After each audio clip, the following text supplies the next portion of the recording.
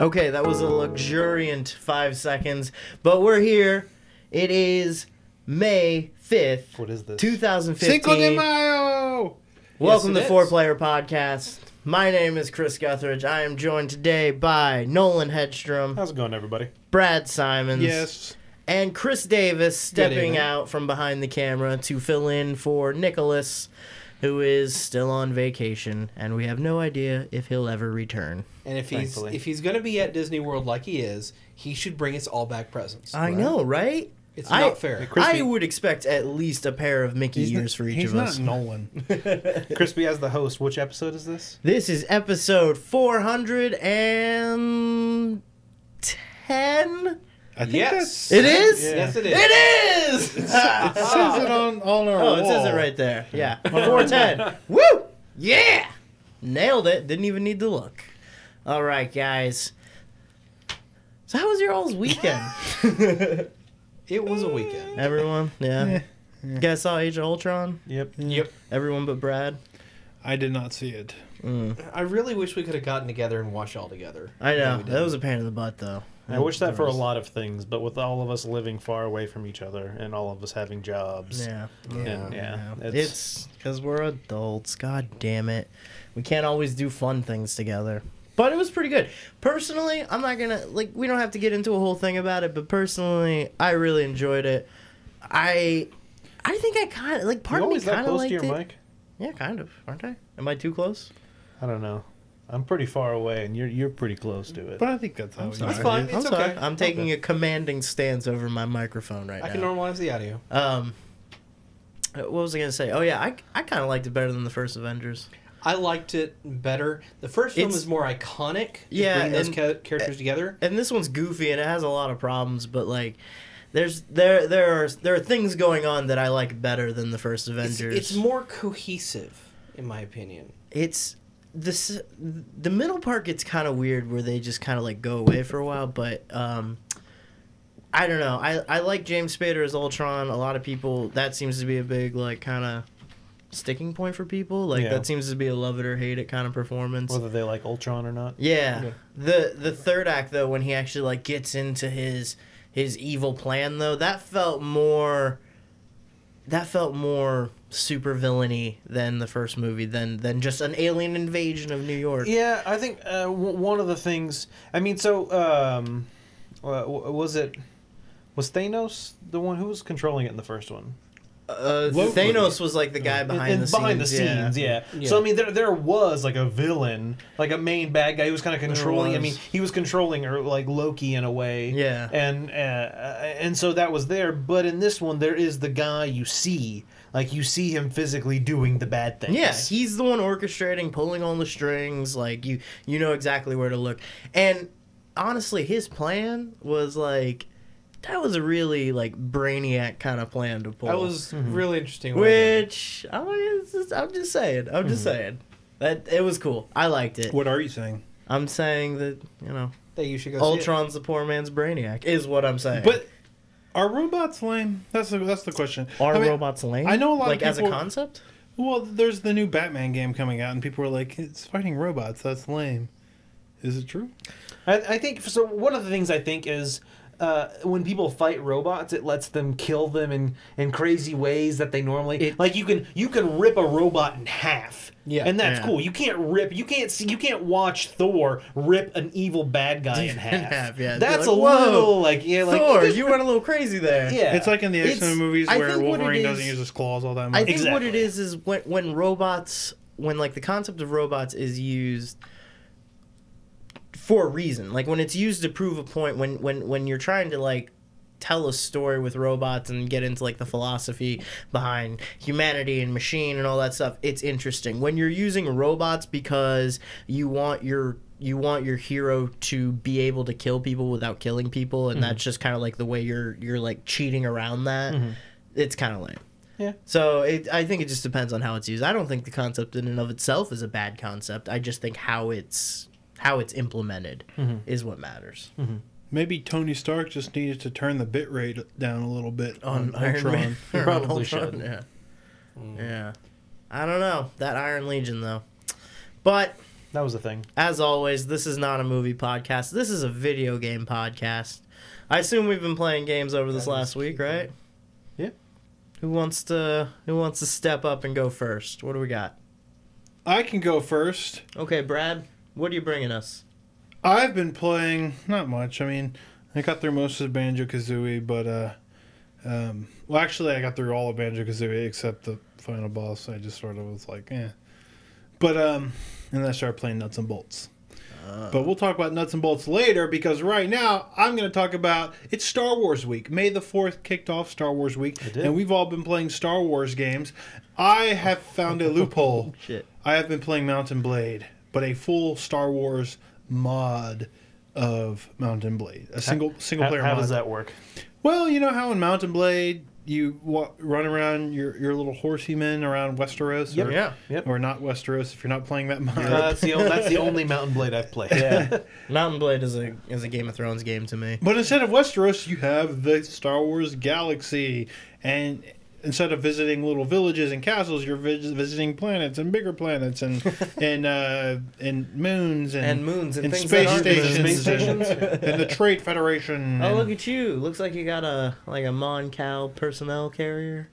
Yeah. No, he's the bad guy. Oh, well, that's bad. see, Oh, I joined the Alliance because you're in that everyone, little transport behind us. everyone in chat begged me to join the Alliance. You shouldn't have listened to chat. No, everybody was fuck telling you that, to join. So the, it's the a lot like Empire. Mountain Blade, except look instead at of a that. horse, you Are have those speeders. Ewoks? Look at Kyle Is Katarn. that an He's Ewok? floating on a chair. I don't know what that is. Kyle Katarn has a chair. And he goes down the ravine. So, yeah, instead of a horse, I put my points into speeder bike riding. And Oh shit! well, that's Good not job, good. We're getting Davis. flash flood alerts. Flash flood warning. Sorry. Okay, guys. that's all right.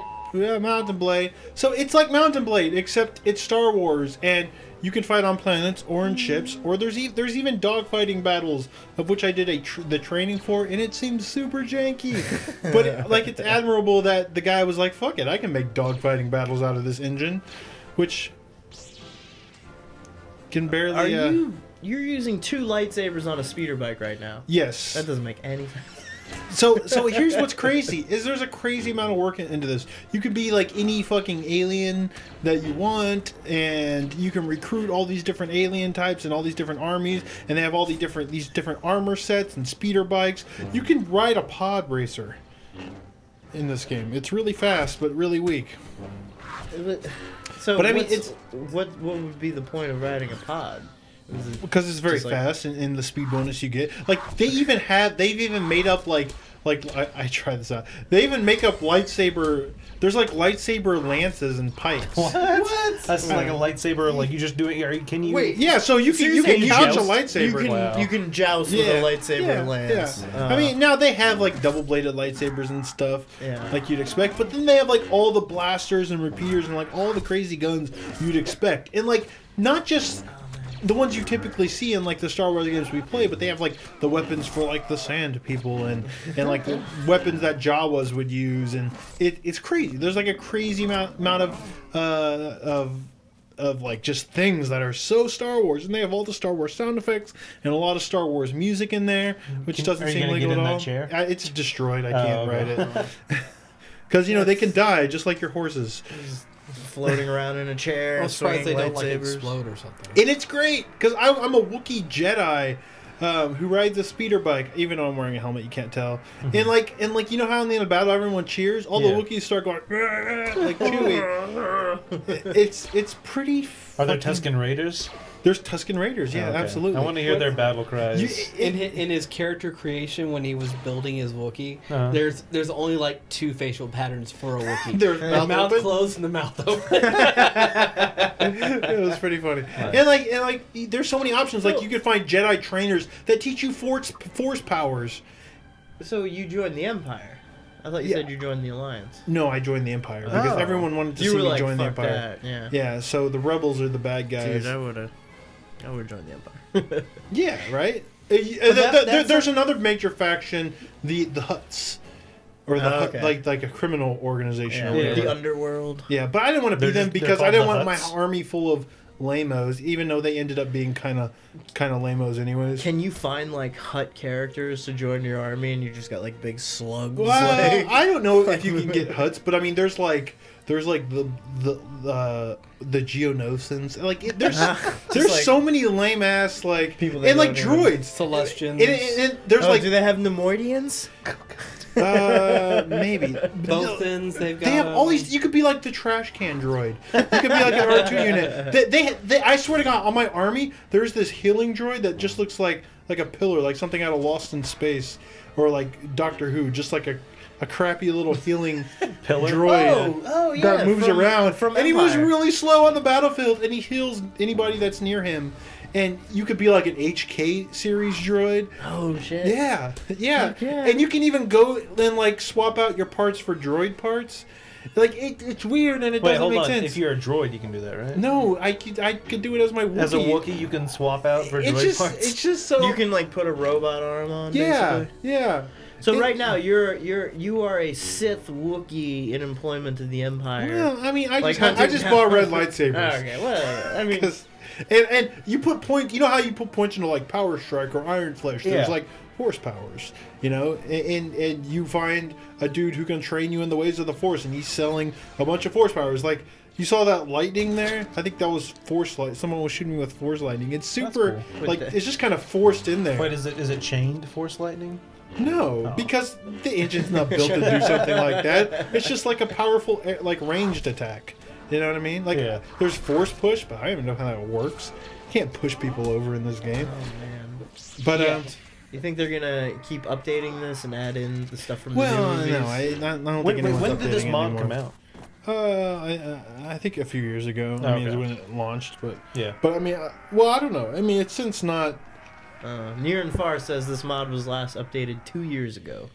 So it's been a while. But I mean, that doesn't mean there's not a lot of cool stuff in there. Like I found Kyle Katarn hanging out in a cantina. I also found a guy who was like the "you'll be dead" guy, and I had to fight him, and that was so stupid and cool because the dialogue flowed like Mountain Blade dialogue, but he was saying the things from the game. I mean, from the movie. Yeah. It's just it's about it's as lovingly created as the Clash of Kings one, but maybe not as like Depth and Organized? depth of just not detail there. as amazingly executed. Yeah. You can jump on your speeder bike. Yeah. Now, But it does takes this damage. work like Clash of Kings, where like there are different people who control area, and you can like swear your loyalty to those Well, people? so it doesn't have a bunch of the politics. Like I don't think you can. So this mod only runs in the original Mountain Blade, not Okay. Mountain Blade So Warband, it's not for Warband. which has a lot more options, and that's kind of the big bummer. Like I don't think you can get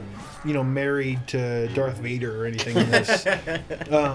Like you wouldn't be able. You Darth would be able Vader to can't in be your wife. Clash of Kings. I mean, you can like duel him and stuff if you find him, but I mean, it's still very much Mountain Blade. One of the big bummers I have is that when you're on a battlefield, in Mountain Blade Warband, you can kind of like tell all your archers to line up here, Yeah. and to have this group of like your cavalry kind of move over to the side and like tell them when to like charge. But there doesn't seem to be, unless I haven't really found it, there doesn't seem to really be all those options in this one, which is one of my favorite parts about Mountain Blade. Was just kind of that. Instructing your like legions. Oh, of, yeah. Yeah. Like that is sort of Like the main been my structure. dream, and like that's one of the reasons that Mountain Blade drew me in initially, because I've always wanted that those big Lord of the Rings battles moments or whatever. Yeah. That's one of the reasons I really liked the Kingdom Under Fire series. When is Mountain Blade 2 coming out? I don't know. Or When it's done, Mountain they're Blade working on it. Bannerlords. Bannerlord, which I yeah. think would be It's Mountain Blade 2, essentially. I mean, they don't call Warband 2. 2. like an expansion to 1. Yeah, kind of. But a pretty significant one. Man, But can't wait for that Bannerlords. That's the thing. If you have Mountain Blade and if you have ever been remotely interested in it, it's always on sale on Steam, and they're always selling it in bundles. I mean, chances are if you have Warband, you probably have the original as well. These mods are free, and if you're looking to kind of play a Star Wars game like I've been, so I didn't plan on playing this today. I didn't even. you know, because it wasn't Warband initially, I was like, I'm not going to mess with it. There are Warband mods, but they're multiplayer only, like a lot of mods in the Mountain Blade series. Yeah. But just because obviously the single player is so much more effort, so much more work. Yeah. But I originally started out, I planned to play KOTOR 2, and I kind of started that up, and I just got kind of bored. That game starts so slow, and I'm not a big KOTOR guy anyways. I mean, I just don't really like the combat and stuff. And then I started playing Jedi Academy, but what I really wanted to get running was Jedi Knight, and I never got Jedi Knight running, at least not yet. That's what I really want to play. Because Jedi Academy has the cool lightsaber mechanics, but it doesn't have like the level design of some of the earlier Dark Forces games. It's just kind of straightforward. You were trying to get Jedi Knight, not Jedi Outcast, right? No, Outcast, it's not hard to get running. Okay. But Jedi Knight is quite a bit older, I guess. Yeah. And I was just struggling. You know, I'll get it eventually. I just didn't have time. So that's what I really wanted to be playing. And then I found out about this, and I was like, hey, I could play some Mountain Blade. But yeah, there's all kinds of alien. Like, what is a Chiff? Is it Chiff? Sif? CIFF? I don't know. There's like alien races I'm not even familiar with. There's so little I know about the Star Wars expanded universe. Chiss? Is that it? Yeah, the blue people. Yeah, blue people. Like, yeah, who are like the blue people? like Thawne. That was a race. Thawne? That was an extended universe race. No, like good lord. like Admiral Look, Thawne. These are all the droids and stuff you can Get recruit. an HK. So you know that trash can droid? Yeah. They have like assassin droids. That trash can droid is like who'll refill the ammo of people that he's near in battle. Like in the vicinity. It's cool. Yeah. The Mandalorian's literally just a dude wearing like a tunic with At a first, Mandalorian until you skull. start leveling them up, and then they have that, Then they get, Boba like, the Fett Boba looking Fett, armor, yeah. which is cool. Because that's always kind of the cool moments in these Mountain Blade games when you start upgrading your dudes and they start becoming badasses. Like, I was upgrading this Imperial guy, and I decided to go, instead of the Stormtrooper route, like the Navy route, which seemed kind of lame. But then he upgraded to, like, pilot, and he automatically got his own speeder, and he was all in his black armor on a speeder bike, and I was like, man, that's cool. It's cool. It's fucking cool. So... Have you been to Coruscant yet? Coruscant, maybe, I don't know. You named your I mean, I know character. you. Have I you know been to went Vespin? The Vespin mining? Whatever. He No, went to the Death Kessel. Star. No, that- I know Yeah, I he went the to Death the Star. Death Star. And it's a hangar. It's outside indoor. Bespin. Vespin? Yeah, Not Vespin. Vespin. Vespin. Bespin. Vespin. I believe. Vespin. With a B. B. I think it's pronounced Espin. The Vespa's a scooter. Yeah. Bespin's a planet. Okay. Well, Lando's a man.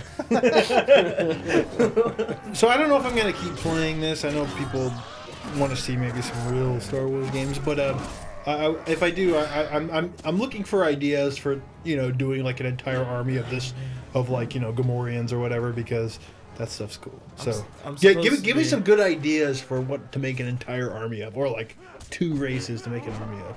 Greedos. I haven't seen any. I haven't seen any Rhodians? Ewoks. Evidently there's no Gungans. So. No Gungans. There are Greedos though. And yeah, there's so many cool types of armor. Like you saw that dude wearing the Imperial Guard or the Royal Guard. Yeah. You could get that armor.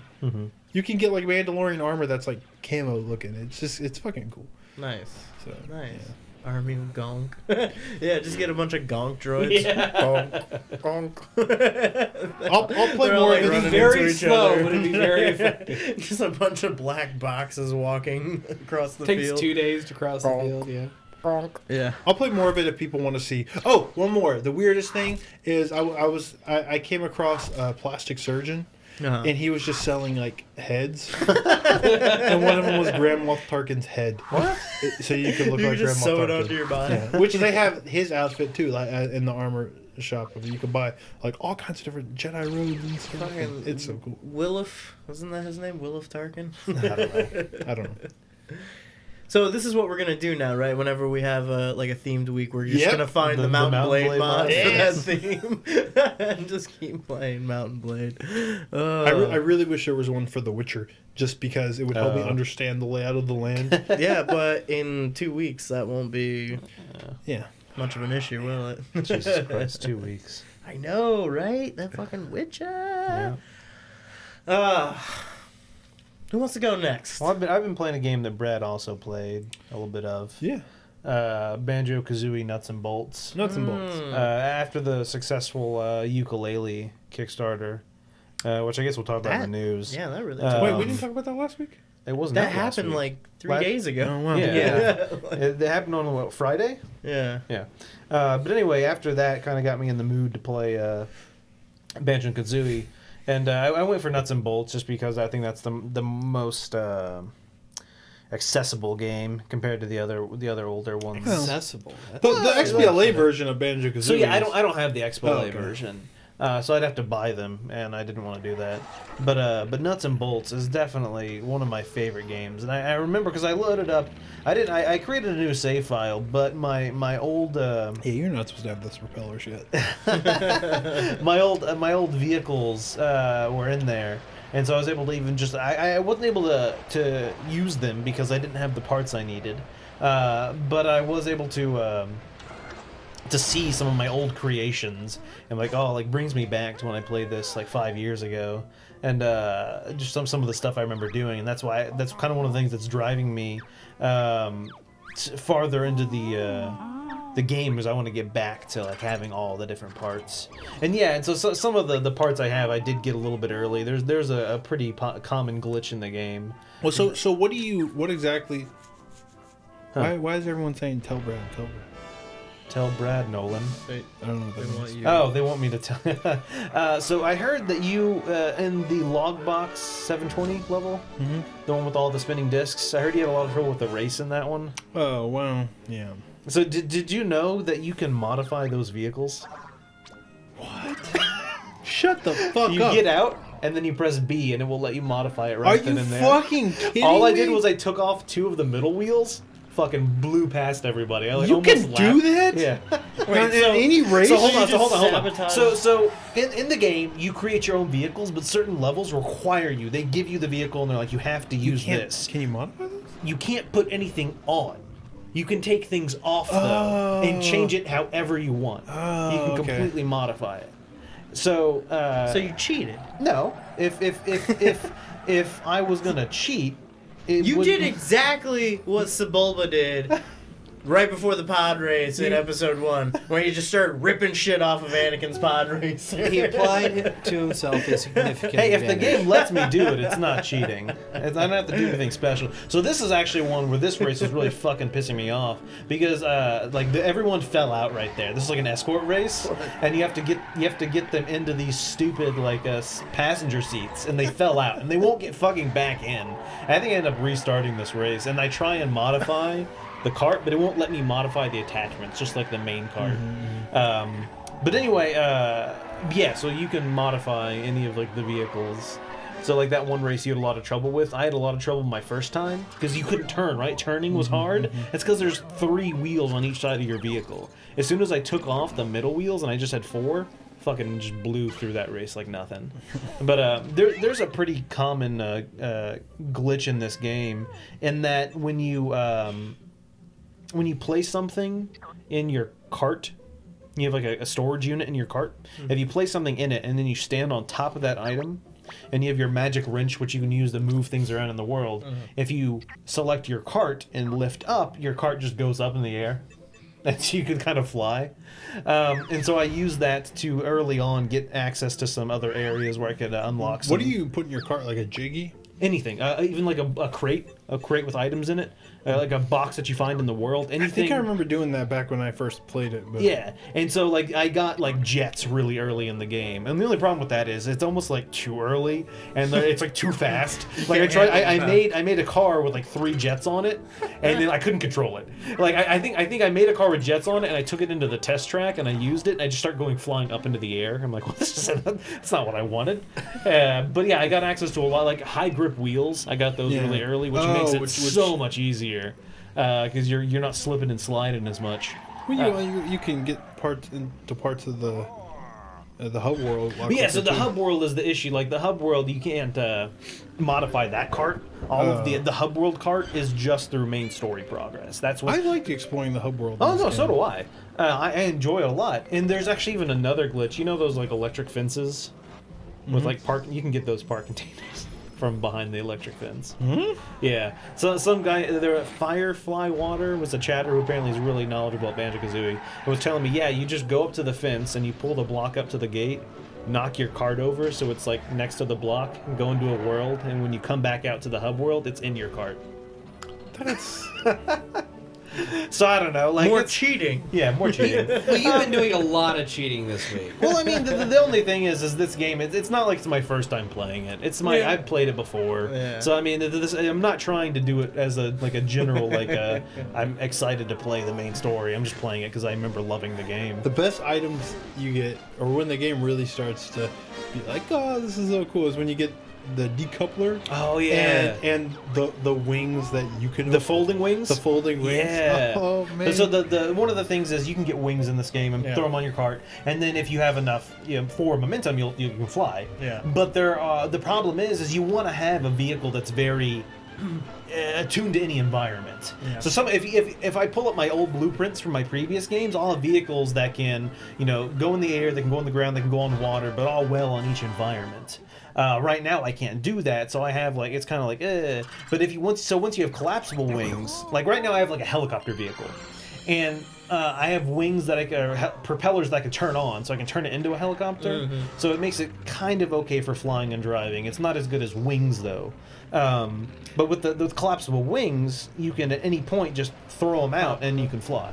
Sure. The only problem is collapsible wings they're more fragile than regular wings. So like any part on this vehicle can get knocked off if it takes too much damage. Right. So like I'm in a race or I bump into walls or something, the vehicle could take too much damage and the parts can fall off. How punishing are the like physics of Not the very game? They're not that bad.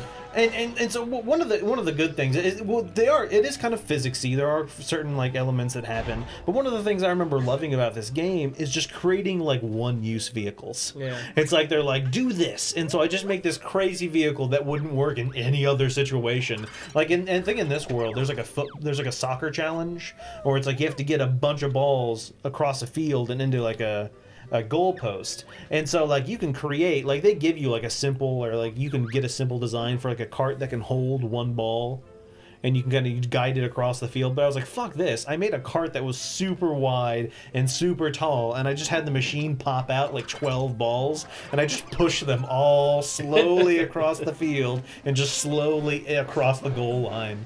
But yeah, so this is this one. I was like, fuck this. I wants me to drive or float across this pond. I just modified it and put them my on top so I God. could fly.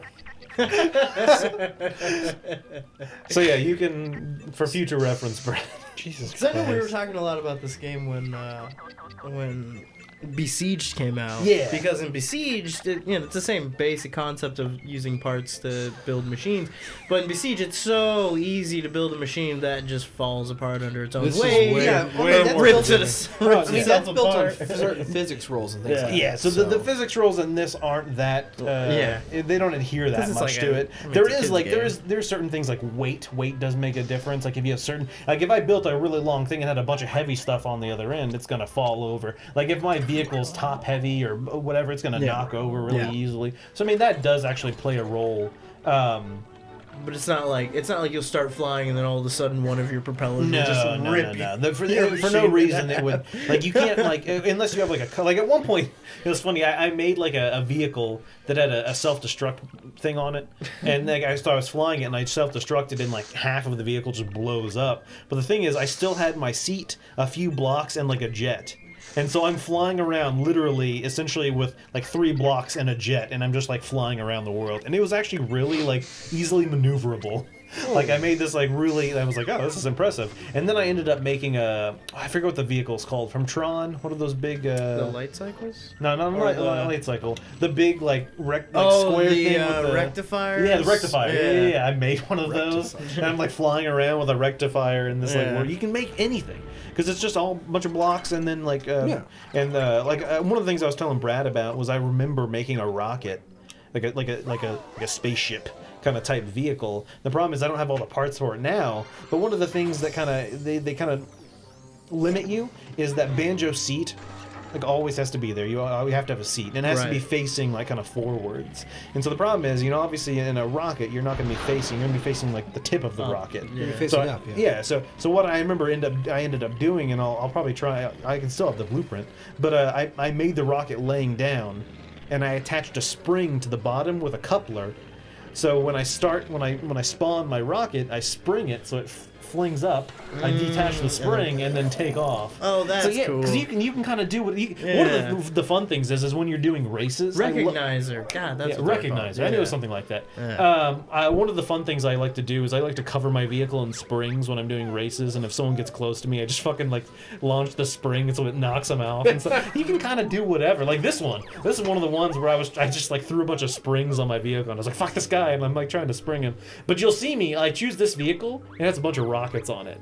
And this is way too early for rockets. So watch what happens when I'm like, yeah, rockets, I'm gonna go fast. And so I just go flying. Like you lose grip with the ground when you have rockets.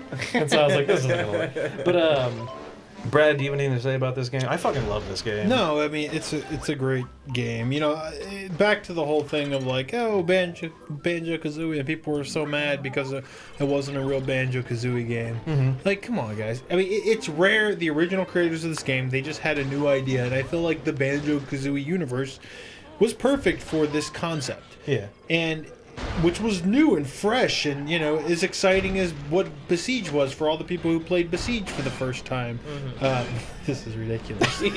Right? It's also a beautiful game. Like, this game has such a great art style. Because it's like the world, it's a fictitious world that's been created. It's very Little Big Planet. Yeah. Like, everything just sort of like handmade. Like, one of the first world you go to, like, everything's fake. Like, trees are fake, clouds are fake. You can just knock them over. In the first world you get entrance to, you can fly once you have the ability to fly up to the very top. And it turns out all the clouds and everything are attached like a mobile. Yeah. So they're just like spinning. They're all hanging from strings on this giant gear on the top that's spinning. So cool. It's such a cool look.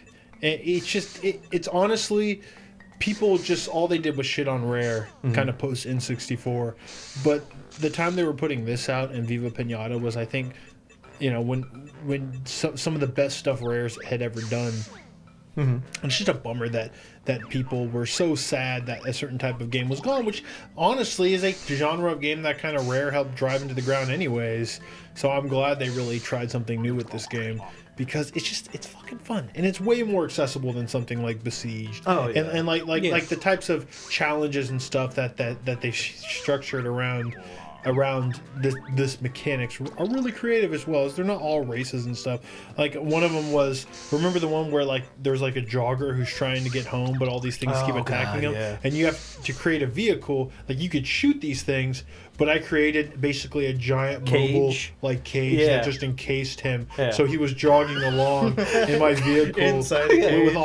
Was running inside the cage. I did that in the original one. I remember doing that 5 years ago. I put a cage with some wheels, and so I just kind of follow him around. And this time, the only problem with doing that is the terrain's kind of like hilly, and so it makes it a little more difficult. And this time, because I had cannons a little bit early in this game, so I just would get one of the biggest issues with this game is you can attach like turrets onto your vehicles, but you can't switch seats. You have to get out of your vehicle and then get into that other seat, and so it's a little finicky. And so it should be a hunt button. It should be, but it's not.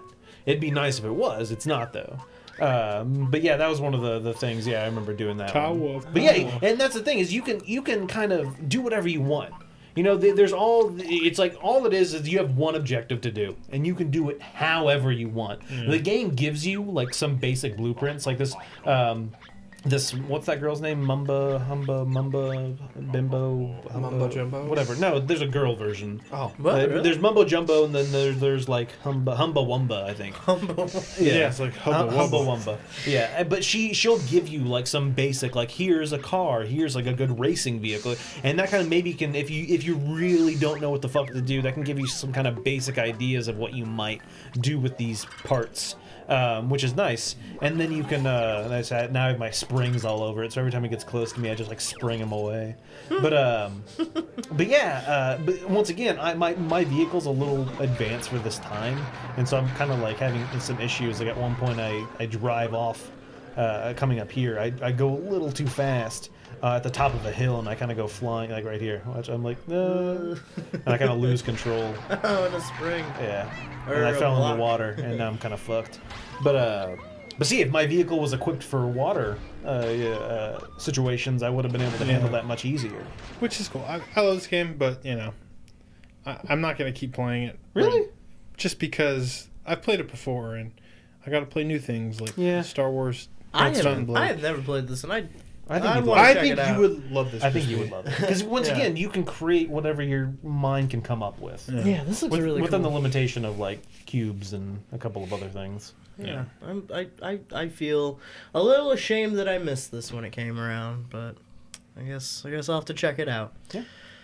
So, on a completely different note, Chris Davis, you've been playing that new Wolfenstein DLC, haven't you? Yeah, it came out last night at 11 o'clock, and I thought that I would get new glasses because I cannot see what's on the screen there. But Really? What are you looking at?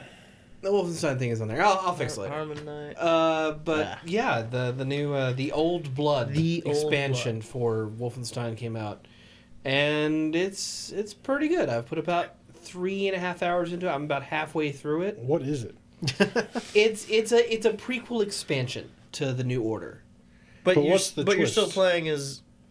Oh, okay. So it's before BJ goes into his coma and everything. Yeah, this Okay. is it's before like the BJ? first Blaskowitz? BJ I've never Blazkowicz. played the game. Yeah, the main character. Oh, okay. Yeah. Yeah, the main character for all the Wolfenstein games. I've never played a Wolfenstein game. Yeah. Yeah. He's the guy that's got the little face in the corner of the screen that gets all bloody Oh, as okay. you get fucked Yeah. up. Yeah. Yeah, the idea is that before the first mission of the New Order, you're sent to Castle Wolfenstein to retrieve the location of Death's Head's compound, which is the place you go to the in the first bit. level of Wolfenstein New Order. Yeah, and you infiltrate the castle, you get caught, and you have to escape. I have a question. What is like the hook here? Some people seem to be acting like this was kind of like a big twist on, it's like it's like Wolfenstein Blood Dragon or something. Like is it really all that different than? Not so far. The main draw of it is that it's 1946 instead of 1960. So Okay. the idea is that it's still the slightly more high tech World War II weapons, but it's not like the sci-fi ones. So you're not doing the Like laser. the I just cutters saw a or whatever. sci-fi looking dude. He had like He definitely had Tesla like, coils like a coming off lightning of his pack or neck or something. whatever. Well, that's the thing about the Wolfenstein series. It's always been about slightly advanced Nazis. Yeah, You- that which is You gotta that- work on those headshots. they Chris. dabble in like the occult basically. Yeah, no, I know, but I'm saying, isn't the other Wolfenstein games always in this era? Yeah, all the other Like Wolfensteins. 1940s? have been Yeah, they're all World set War during World War II. II. Yeah. So, Didn't they make a movie like Nazis on the Moon? Iron Sky. What was it called? It's called Iron Sky. Iron Fuck Sky. you, man. Did you ever Yeah. see that? No, I didn't. But I heard it's like, yeah, I heard it's pretty good for like a cult film or something. Nazis on the Moon. Yeah, I mean, Yeah, but it's like one of those like 2012 cult films. It's It's- like trying to be like an old mid 20th century. Like, it's cheesy for the sake of being cheesy. Okay. Yeah. here's Yes. the big question, Chris Davis. Yeah. Do you still have to manually pick up ammo? Yes. Oh, I'm out. that's so I silly. mean, I know it slows you down, but I have no issue with it. Well, So, you so play here's stealth one of the thing? new weapons. The idea behind Those that are was guns. one of the new weapons. The idea behind the expansion is that they take a lot of the more powerful, more sci-fi weapons of the original game. Yeah. That were in 1960 Kinda dumb them and show like the down. early versions of them Yeah. in 1946. Like So I have prototypes. I have an automatic or semi-automatic shotgun that holds 10 rounds instead of 20. Still That's the only blows difference? fuck out of everything. Just hold less ammo? Yeah, And pretty it looks different too, though, right? Okay, I guess. slightly. They had a couple new weapons, like they take like the laser sniper rifle and make it like a semi-automatic here. It's pretty powerful. Do you have a but gun that shoots swastikas? like little swastika shirt. Yeah. Like So wouldn't that be like the best irony, killing Nazis That's with like- like swastikas? That's some fucking Danger 5 shit, right? right. there. That'd be cool. I was just curious. what would I? Oh god, I thought that was Is that gonna a be like mech? a mech suit you could get. That's in. one of the I forget what they're called, but yeah, they have a later version in the original game, which is Yeah. kind of tough to do. Dude, those guys sucked in New Order. I hated that. But they with this earlier version, the way they structure them is that they've got that lightning pod on their back. Shoot that out, it stuns them for a few seconds. You run up to them, you melee them, and it takes down some of their armor. Mhm. They get back up, but now a bunch of their armor's exposed. Sounds so like you can actually easily Bioshock kill if you 'em. want electricity and then melee. Yeah, Yeah. it's kind of like that. But But now so far, it's. So are you enjoying it though? I am. It's. I mean, it's more Wolfenstein the New Order. This was his goatee last year. It was my game of the year because I mean it was a really good game. But it is kind of more. Wolfenstein. Yeah, it's not like a huge twist on the formula or anything. Well, really. I mean, did you hear his gun had half as many bullets? Well, you know what I mean. But no, I think the thing that really appeals to me about this game. Okay, so That's kind of cool. yeah, Is so that you, like you a- have that execution there. He's gonna blow up. But the new melee weapon you get is it's a pipe. It's a broken pipe that you can put back together and you can use to stab enemies and things like that. Really fucking violent. When you trip a Nazi and you just stab him in the fucking head with a pipe. I have a very important question for you. I don't mean to derail, but this is related to Yes. shooters that you've seen exclusively that we have not. This is very specific. Is this gonna be a Doom question, Brad? Do you have to pick up ammo in Doom yourself? No. Oh, thank fuck. It's proximity based. Jesus fucking Christ, thank God. Okay, we're good. What is Continue. this? Is this like a minigun you're holding here? Yeah, the large guy that exploded, he drops a minigun and you can pick it up and use it. Is it one of those situations where you just use it till it runs out of ammo? Yeah. Okay. But the thing about the miniguns in this game is that if there's a turret station nearby, you can put it on there and then take it back off, and it has full ammo. Oh, that's cool. Yeah, it's I like that. a really useful mechanic here. Master Chief couldn't do that. I'm not gonna lie though. I'm probably not gonna play Wolfenstein. Did you play New Order? I've never played a Wolfenstein game. Oh, that's right. I- The series has always been kind of. I mean, there's never been really any bad. There's never been a Wolfenstein bad games. Wolfenstein. I mean, the only one that maybe some people were only okay with was the 2009 Wolfenstein, but I thought even that one was fun. I mean, I like New Order. Like, it was fun. I mean, the draw of this game, I mean, the action is pretty good. The gunplay is really good. Mhm. But for me, the narrative draw of them actually making Blazkowicz, this nameless, voiceless character from all the other games, suddenly giving him like an intriguing character to go by. Full of remorse and anger and just pent up rage. It's rather well done. So I'm not really a big fan of first person shooters in Yeah. general. Oh, would there be anything in this game that would make me want to play it? just it's satisfying shooting dudes. It Yeah, is. it's It just- is really fun shooting guys, but I mean, this is kind of like a perennial first-person shooter. So I probably really wouldn't enjoy So it that much. I feel like if you don't care for that formula in general, this probably isn't going to be the one to convince you. Have you ever played Fear? Yeah. Fear. The Fear's a different story, Brad. Yeah. Yeah, Fear's different. I don't consider like- Fear like a first-person shooter. Fear like- is half a horror game. Yeah, Yeah. That's why I enjoy Fear. I enjoy Core of Fear a horror. because it's it's a horror game that has first-person shooter elements, but the AI's interactions with you is Yeah. really why I enjoyed that game. Yeah. And I feel like I'm not going to get that from something like this. I don't even know. No offense to I don't this. even know why I asked that, other than I played a little bit of Fear the other day. But Yeah, I watched you Man, play that some of game, it still stands up. Oh, yeah, Oh my that game God. holds up really the well. only problem even it looks has nice is still. the fucking environmental design later in the game. Oh yeah. well, Once you get to later. Arkham.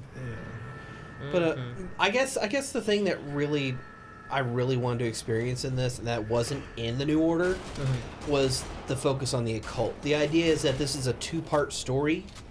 The first half, you're in Castle Wolfenstein trying to get these plans, and the second half, you go to the city of Wolfsburg, and you have to, Wolfenstein. Is it right Wolfsburg. outside Castle Wolfenstein? Evidently, it's not that far away. Castlevania City. Yeah. Castlevania City. But the idea is that they bring back the occult elements that were always in the previous games. So, and so I Do you don't know kill where they're going Hitler to go in with any that, of but I these think they're going to games? have like the uber mutants and shit like In, that. in Do they- Wolfenstein 3D, you They did. don't Really? even really show Right. Hitler in any of the other ones. No, they No, you kill Hitler in the first game. In the first one. Yeah, Wolfenstein 3D. 3D, yeah. He's at the end of episode 3. But he wasn't in New Order at all or anything, was he? No, and Do you have to that's- kill like son of Hitler?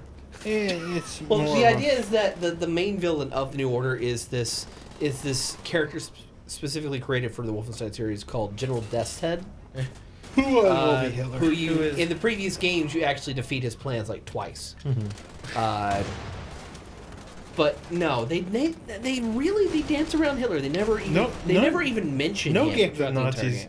have you kill Hitler anymore. It's So kind weird. of like No, Sniper Elite, for example. Oh yeah. yeah, they had, you- but that was a DLC. Yeah, Like, that for didn't 2 come- games, that though, didn't come in the they base had that game. as DLC. Yeah, And their Nazi zombie army has like the demonic zombie Hitler in there. Well, what's the PS2 game where you can fist fight Osama bin Laden? what? I want to say like Postal. No. There's a game called like Terrorist Hunter or whatever. Really? On I've never PS2. played that. Where you know, the last mission has you hunting down Osama bin Laden and it ends in a fist fight. Like it switches to like fighting game perspective. Oh, I know what you're talking I about. broadcasted this. Yeah, before. you've casted it Terrorist before. Hunter or something like So that. it's something to that effect, yeah. Okay, Yeah. that sounds extremely budget. Fist fight. Oh Osama yeah, it's bin Laden. Fugitive Hunter. Fugitive Hunter. Yeah. Fugitive Hunter. Okay.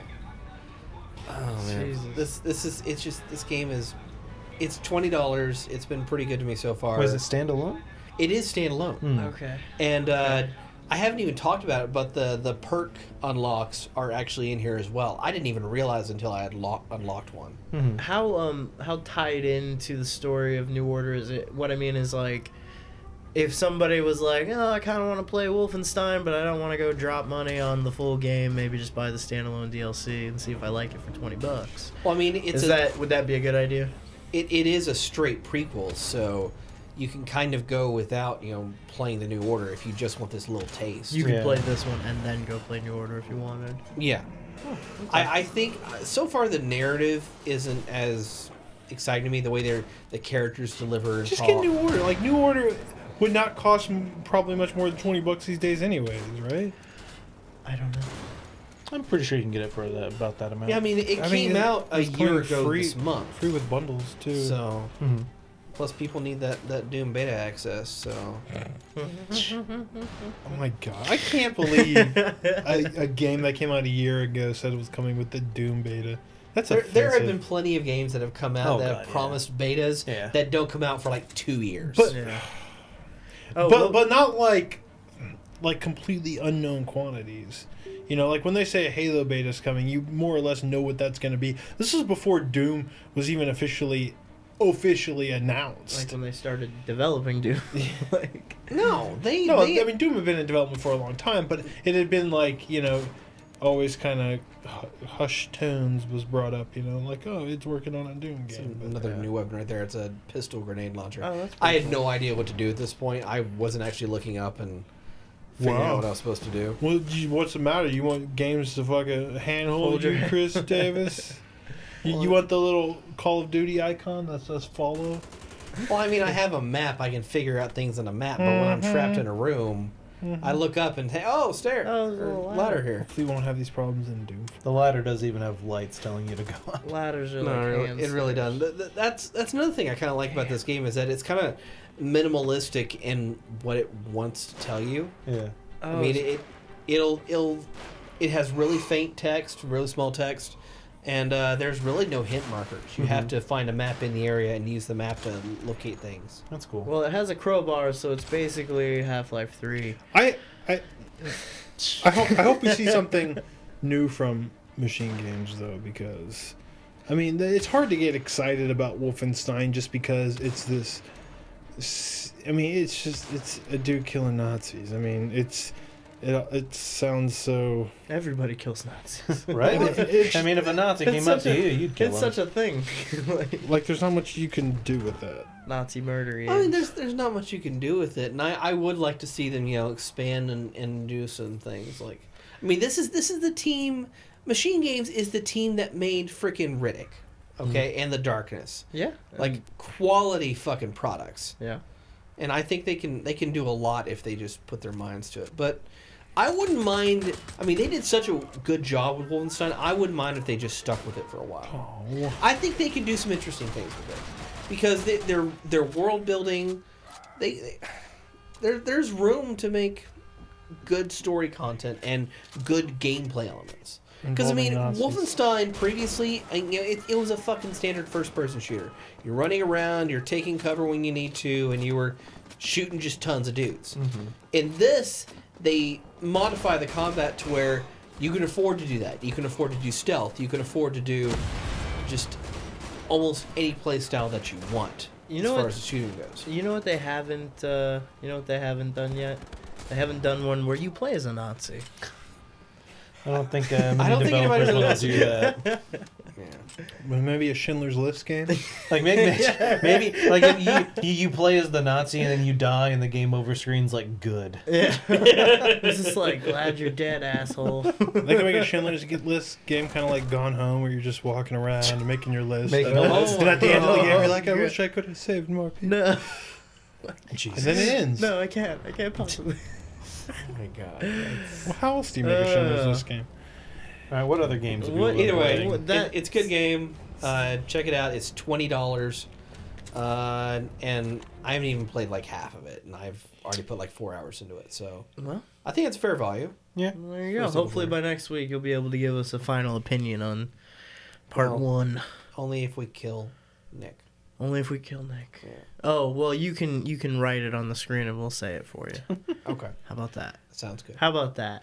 Well, this All right. night is getting long. Speaking So- of night, Damn it, Brad. Are we ready for a break? no, we No, got no break? another game. Well, oh, we got another one. Yep. I've been playing some HarmoKnight. Oh, is that what that really cartoony Yes, stuff is? It is HarmoKnights. It is Okay. a 3DS Random. rhythm game, a la like a Bit Trip Runner. Yeah. That style where it's a side scrolling. You're a guy running around and you have to hit things at certain times or do certain. You either have to hit or jump or whatever. And so I mean it's got some interesting aspects to it. It's definitely, in my opinion, not as good as Bit Trip Runner. I think that game is. This is a little more complicated than Bit Trip Runner in the world. As far as what you're doing, you're only doing like 2 buttons. Pretty much, you're either hitting or jumping. And later on, they introduce some new characters, and you start doing stuff like shooting an arrow at somebody, or there's one like kind of a Master Blaster type character. One person hits low and one person hits high, kind of a type deal. But one of my biggest issues with this game is there's not a solid like metronome beat in the background. Mm-hmm. You know, something with Bit Trip Runner, you have like a really good like beat going on, and you know exactly what's going on. And everything And- is synced to that. yeah, and so there was this one boss fight I was doing in this game, and I just could not fucking get it down. And so like the issue with the boss fights in this game, or issue with a lot of the scenes in this game, is it's not like, see, I have really trouble hitting stuff in the background because the beat's kind of hard to hear, and you think you want to hit it when you're like on it, right? But you have to hit it you have to swing early, because that's not where you are, it's where your little like Cliff Notes weapon is when you cleft note. Yeah. when you hit it. But so the weird thing is that one of the differences is in these boss fights, it kind of tells you the pattern and then you do it.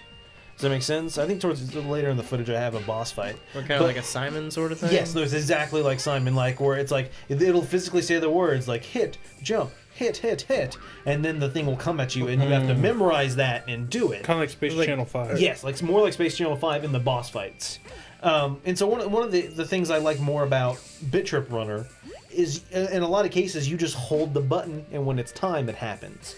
You know what I'm saying? Like, if you need to go under something, you just hold down. If you need to kick something, you hold the kick button for a little while. It's less like this, you have to be on the beat. But like I said, that good metronome, solid beat in the background is hard to hear. It's not really there. And it was funny, though, because in one of the boss battles where I had a lot of trouble, I got down to 1 health. And when you're at 1 health, it does like a warning ding. And that warning ding helped me, because the ding was with the beat. It was like ding, ding, ding, letting me know I was low on health. And that actually helped me, like the like the solid beat. Probably on purpose. Yeah, it's probably when you're low on health, it wants you not to die. So Yeah. I'm like, why can't I have that all the time? Not like a dinging, not like an obvious metronome, but I just wish there was a beat that was more easy to follow, because it's like more of a song in this, so it's kind of like it's not as pronounced. It's still there, but it's not as pronounced as it would be like in a. But you can see here like this. I think this is a boss fight. Where it's a more cinematic than something like Bit Trip Runner. And you see the boss, he'll do like it tells you like jump, jump, jump, or whatever, and you just you follow it to the beat. And this is actually the first boss fight where it started implementing more than just jumping and hitting. It implements like left and right, where you have to like dodge like stuff coming at you. But I don't know. I'm enjoying it. The music's pretty good. I'm kind of meh about the characters. But we'll see. I mean, I'll play a little more of it. I'm still pretty early on in the game. Like I said, this is the main character, Tempo. And then I met this like princess character who has like a bow and arrow, and so when she's running around the world, her enemies are off in the background, and she's shooting at them with a bow and arrow. And then I think even in this footage I get introduced to an even newer character that's like some guy, and like he has like a monkey or something maybe, and the monkey rides on his back, and he hits anything that's in front, and the monkey hits anything that comes in from the top. But I don't know. It's an interesting rhythm game. It looks like a bastard child of Bit Trip Runner and Guitar Man, if you remember that. Yeah. I can see that. But so one of the things is this is where I meet those new characters. Oh yeah, I have a rabbit named Tappy with me, and there's like a backstory that like I have this like music note thing, but it's like a weapon that old like knights of HarmoKnights would use in days long past. And this old wise HarmoKnight meets me, and he's like, you need to take it to this like princess in this village. And because, only a true HarmoKnight, which you are not, can wield it properly.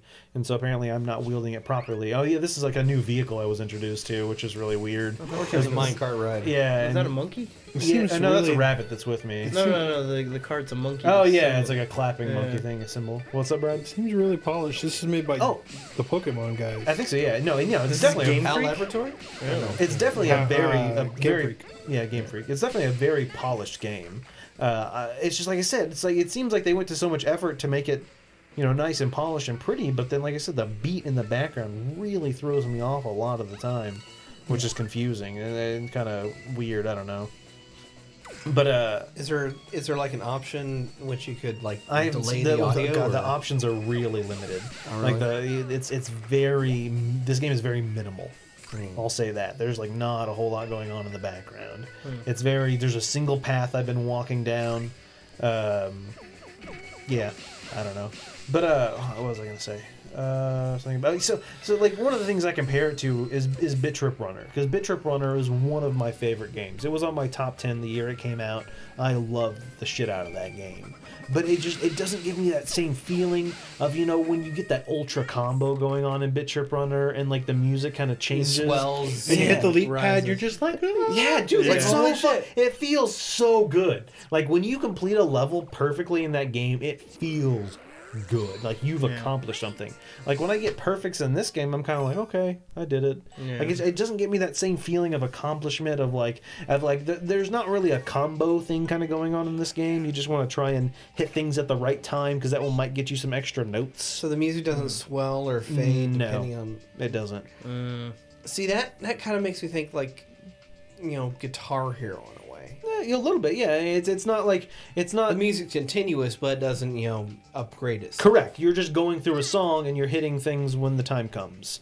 Which that's what I'm saying, that like I'm enjoying it, but I think if it had more of a Bit Trip Runner element to it, I would enjoy it probably a whole lot more. Okay. But yeah. Well, that sounds really interesting. So you're gonna keep going with this? Yeah. I don't know. I don't know how long the game is. Yeah. I'm not gonna cast it this week. Obviously, it's Star Wars week. Because we're doing Star Wars games all week. I casted it a little bit last week, and chat kind of felt my frustration a bit when I was playing it. This is that guy I was telling you about with the drum. I have those two little like kind of like markers so I can know when to hit what or whatever. But yeah, I don't know. I'll keep playing it. Maybe they'll introduce some more elements. Like I said, I'm on my way to some castle or something, which might change things. So maybe after that happens, things might change. I don't really know. We'll see what happens. Speaking of Star Wars games, really quick, I wanted to mention I did play Super Star Wars last night.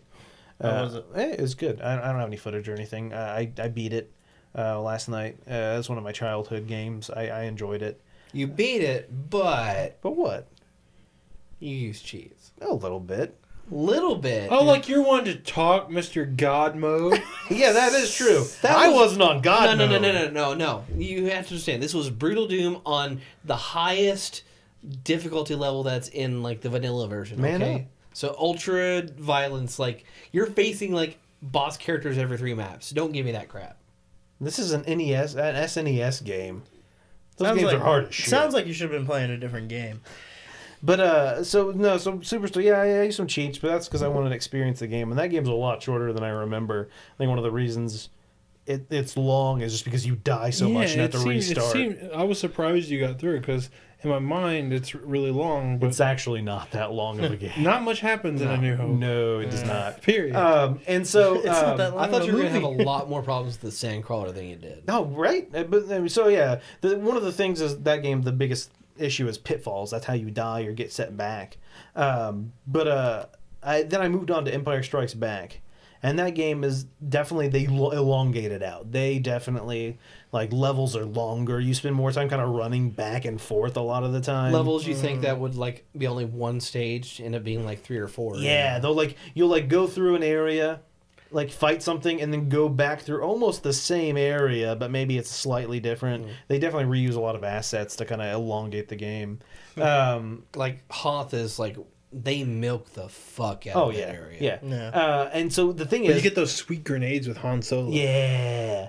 So I got through Hoth, and then you have to do an escape sequence from Hoth and the Millennium Falcon. In the asteroid field. And I fucking lost it. Like, I spent probably at least half an hour trying to... So the thing is, you have asteroids flying at you, and they hit you, and they wear down your shield, but you have to, like many of the other first-person sequences in these Star Wars games, you have to kill a certain amount of enemies to kind of leave the area. Like, in the first game, you're on, like, the sand speeder thing, and you have to kill Jawas. And once you kill X amount of Jawas, you can get to the sand crawler. And then there's stuff like that. In this, you have to kill 20 TIE fighters. But the problem is, like... What? Why are you killing Jawas? Fuck Jawas, Yeah, dude. that's why, because fuck Jawas. Oh, it's ethnic cleansing. Yeah, exactly. Okay. Why are they Continue. selling stolen droids? Well, the Jawas are throwing grenades at me. Well, like the first battle Brad did in his Mountain Blade Conquest thing was like slaughtering nothing but like 20 Jawas. Fuck So- Jawas. Yeah, but so the thing with this fucking sequence is it's a 3D environment. It's a 3D environment, and on a 2D game though. So I mean, like if I hold up, like I'm facing an asteroid field, and if I hold up, eventually I'll come back to that asteroid field, and I can go like left and right, but left and right you can't go 360. I think the only way you could effectively do that without like losing a shit ton of health is just constantly go in a loop. Nope. You can't? Nope. Shit. You asteroids hit you. Because so the problem is every like 5 or something like TIE fighters you kill, there's like a break in the TIE fighters and nothing happens for a while. And then all of a sudden one you'll see on your like I guess after like half an hour I kind of figured out a little bit what was going on with the fucking 3D radar on a 2D space. The green are the TIE fighters and the red are asteroids. No, the green are TIE fighters. It's red when the TIE fighter's locking on and about to shoot you. Oh, It's that's really, confusing. there's no explanation. It's really fucking weird. Like, as soon as you see red, you have to start veering, otherwise you're going to get hit. Really? And then, like, oh my god. And it's just like, I just had to quit. Like, I was done with the game. I was pissed off. I was trying to even use save states to try and kill as many I can without taking as less health. So I can, but it was ridiculous. Like, it was so frustrating. I think that the real problem in there was the fact that you fire so slow. Oh, yeah. You do fire really slow. And the problem is, TIE Fighter will come onto your screen and then go away. And you have to kind of chase them, but they move faster than you're able to move your cursor. Like, you have like a cursor that you're moving around the screen as well as moving your ship. And it's just like, ugh. You do like 2 blasts a second or something If like even. that. So If even, yeah. if you can catch them, don't miss. Yeah, and so yeah, I kind of tried to use a strategy of just keep veering off in a direction, and eventually TIE fighters would wander into my path of fire. But once again, like I said, after every X amount, they go away for a while, and then like if you just try and veer off in a certain directions, asteroids like will spawn in front of you and hit you. What? Yeah, no, it's fucking ridiculous. God. It was so frustrating. I quit. Like I was like, I'm done. Like I don't even know if I'm going to continue that game. I might skip it and go straight to Return of the Jedi, because I do remember playing that. Like I could have sworn Dagobah. Empires, I think, is the best one. Though. You think Empires? Which one has Dagobah in it? Empire, right? Empire. I mean, Empire. So I remember playing on Dagobah when I was a Dagobah's kid, hard. but I don't remember doing this fucking Millennium Is Falcon it bullshit. possible you skipped a level? Like you'd entered a code? I didn't have like a Game Genie or anything when I was a kid. No, it's there are the cheat codes in the game. Like I gave you one for an invulnerability. You in did? Chat, yeah. Oh, I didn't see it. But yeah, it's like a standard unlock code. A B B X X Y. Things Oh, like okay. that. I don't remember like doing that when I was a kid. But I don't know. I do remember being on Dagobah because I remember like the forest environment with all the fucking creatures in the water and shit, and getting like doing the lightsaber, and that's when you get your force powers and you start learning like the force skills. elevation. Yeah, force that you can elevate yourself and shit like that. Like I remember doing that. Oh, the Muppets. Yeah. Muppet Planet. Yeah. Oh Well, that sounds really cool. So, are you going to be continuing with this for Star Wars Week, or did you have something else? If I do cast anymore, I'm not going to play any more of Empire. Yeah, just go to unless I can. Jedi. I think, like you said, there are codes that let you skip sequences. If I do, I'm skipping this Millennium Falcon because I don't want to waste All the another vehicle fucking stuff minute. is terrible. Yeah, any of the vehicle stuff is so dumb in those games. The fun part is the side-scrolling action, and it is fun. But yeah, like fuck that sequence. Cool. And for Star Wars Week, for me, I played and surprisingly beat yesterday Rebel Assault 2. The Hidden Surprisingly, because that game's 2 hours. Empire. I didn't remember it being like 2 hours when I was a kid. Wait, is it really only 2 hours long? It's really short. Yeah, I beat it like in an hour and a half. Wow. Wow. I had I time to remember, spare. I remember for when it. I bought that game, I thought it was the biggest fucking ripoff in the world. I thought I remember really enjoying the game. I guess Is it awesome? Is it I awesome really and I'm just- wrong? just no, really don't no, remember. it is not awesome. Rebel Assault 2 was like the FMV one, right? Yes, it was Yeah. the first Star Wars anything to come out after Return of the Jedi that was new, freshly recorded footage. Wow. Yeah, And it was and not good. well, I mean, it was definitely budget B, if not C movie, but they had access to the costumes and the props and things like that, so it looked authentic and it looked really good for the time. Yeah. That was like one of the Rogue Squadron games had like a character gallery, and most of the character pictures were like pictures of dudes from the movie, like on set, like in costume, like in the cockpits of these X-Wings and everything. And then they had a new character for the game that was this girl that was she was an Imperial pilot that like defects to the Rogues during one mission. And her character profile, like the picture of her was literally, they were just like, we don't have anyone for this picture. Get Carol from accounting in an X-Wing cockpit, and like took a picture of her, and it looks ridiculous. I'm sure that was like half the pictures from Factor 5. Yeah. But no, it was. I mean, it wasn't as good as I remember. Yeah. The problem is that this game, it was built to be controlled by a joystick. Okay? I didn't have a joystick I could play with. Why don't you have a joystick? Everyone should have. I don't have a joystick. Yeah. I want to. I don't get have a it. joystick. You play Rebel Assault 2 Yes. with like the crappy on foot shit? I was playing with a mouse, okay? Because it's 3/4 like a rail shooter basically. 100% a rail shooter. And it has, well, yeah, pretty much. It has these sequences where you're in the cockpit of a starfighter and there's a bunch of TIE fighters coming at you, and you click on it, and you shoot them, and they blow them up. It's just sequences.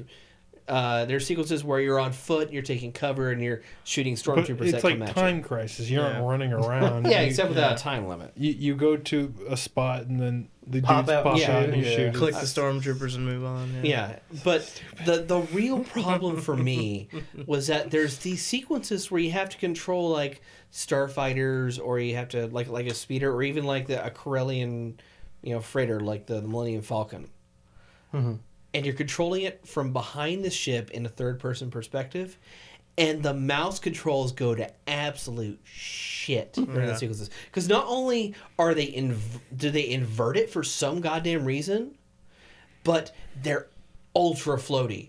So you're constantly, you have to barely move the mouse in order to course correct. Otherwise, you're just going to slam into shit. I know. I mean, imagine if you had proper controls, you could have beaten it in like 45 minutes. I probably could have, but but I mean, it's not outside of those elements, those levels. It's not a bad game. It was just a series that became. It was a game that was disappointing that became completely pointless after like the Rogue Squadron games came out, which I'm not a huge fan of anyways, but they kind of like shit all over Rebel Assault. But yeah, Well, I consider it a very different type of game from Rogue Squadron. I mean, sure, but I mean, you're all reliving. You don't tow cable anything in Rebel Assault, do you? no, you don't. Probably not. But then it's unique. Well, there you go. All right. So unless anyone has any other games we need to get out of the way. What are you going to be playing this week for Star Wars Oh, Week? well, tomorrow night at 8 o'clock Central Time, I will be playing Star Wars Dark Forces 3 Jedi Knight 2 Jedi Outcast. Jesus Christ. The naming conventions for that series are completely They're stupid. fucked, yeah. But that game is amazing. It was a personal favorite of mine for years and years. And that'll be tomorrow night, and I can't wait for it. But right now, I think we're going to take a really quick break and then get into some news. Some stuff has happened. Some news. There's been some things. Stuff has happened. Sword or whip? Sword or whip. Iga. Sword. Iga. We'll get to it. Yeah. Alrighty, guys. So don't go anywhere. We will be right back.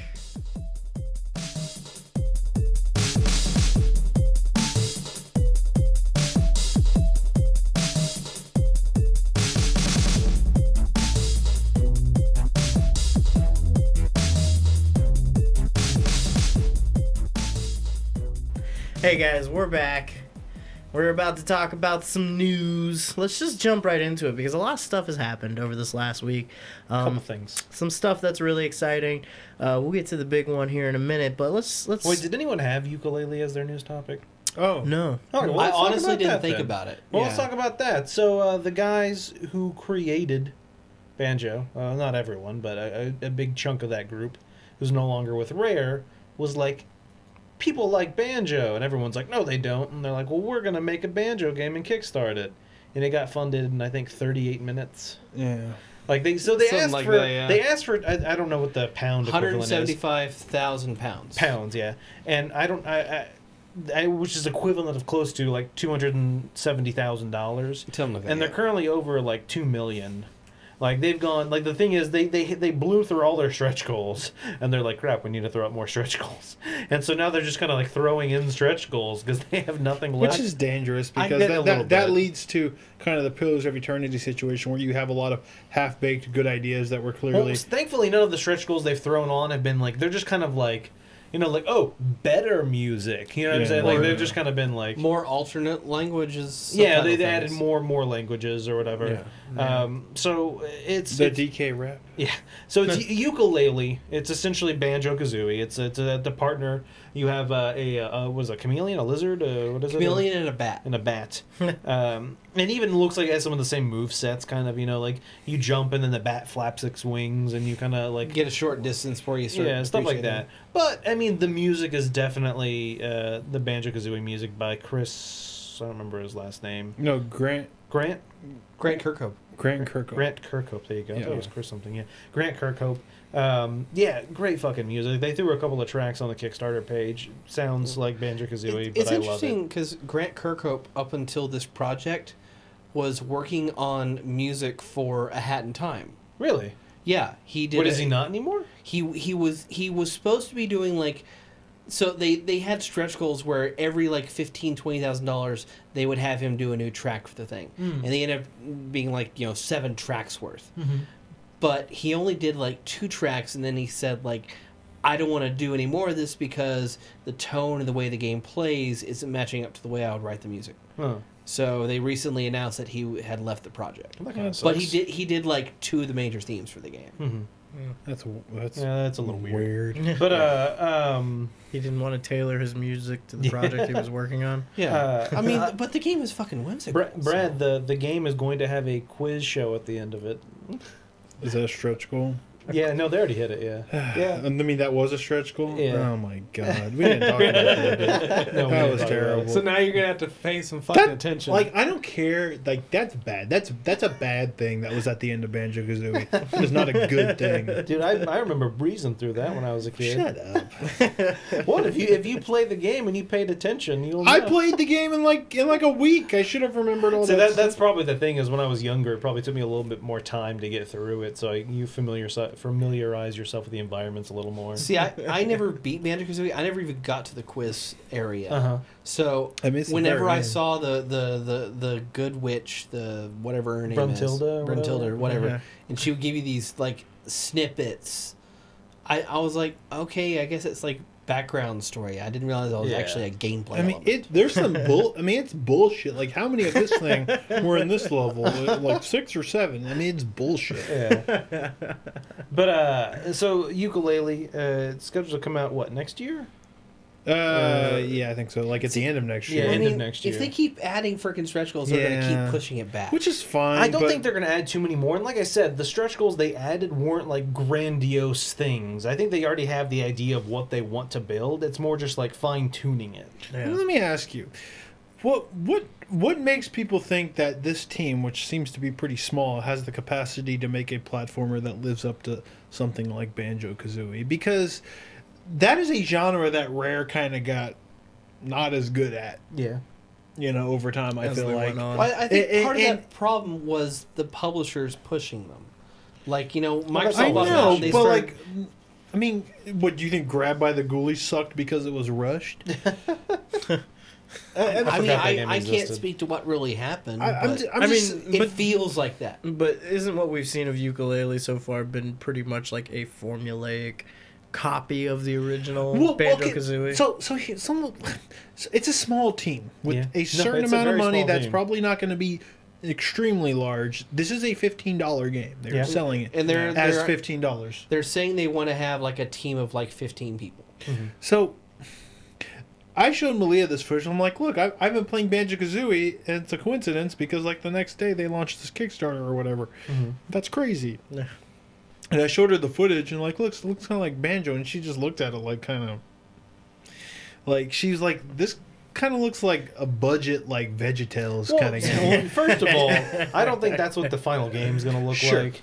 And it's No. still early. And I'm not expecting a world like Banjo-Kazooie Nuts and Bolts. I'm not expecting this No. giant, grandiose, No. huge, with different levels and environments. I'm not expecting that. I know, but what I'm saying is, and I know it's going to look better, but I mean, would it, the PS2 era had a lot of like platformers that some people might consider solid, I guess, but Yeah. like Tak and the Power of Juju or whatever, like They made a TV show based on that. I feel like there's not a huge difference between that and like what Banjo Kazooie is, and I think the difference is maybe like the people involved and how many and how much money they have and like it's.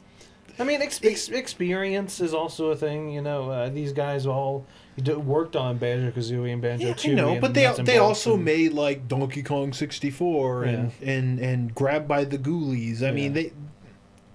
I don't know. But it seems like they're going. If they're going back to the Ty the Tasmanian Devil. Or- if they're going back to the Banjo-Kazooie style, it seems like, obviously Grab by the Ghoulies wasn't exactly Banjo-Kazooie. Yeah. No. And so, I mean, if they're going back to that kind of style, I think it might be more, I think the accustomed to way that. they were pitching it was that they made Banjo-Kazooie on about a team of 15 to 20 people. They think they can make Yooka-Laylee in the same style, the same size world, with that same size team. I mean, technology is definitely advanced it's as well. much more so- expensive though too. More expensive, yes, but at the same time, much easier to work with because they're using engines that a lot of people have dealt with in the past, and I they don't want know. to have to create a fresh one. I'm excited for it. Yeah. I'm definitely hoping it's going to be great. I mean, I look forward to it. I want to see a lot more of the game. Well, definitely, and I'm sure Yeah. we'll see that in the coming. Right now, months, the year. biggest Yeah, controversy is whether the chameleon should have pants or not.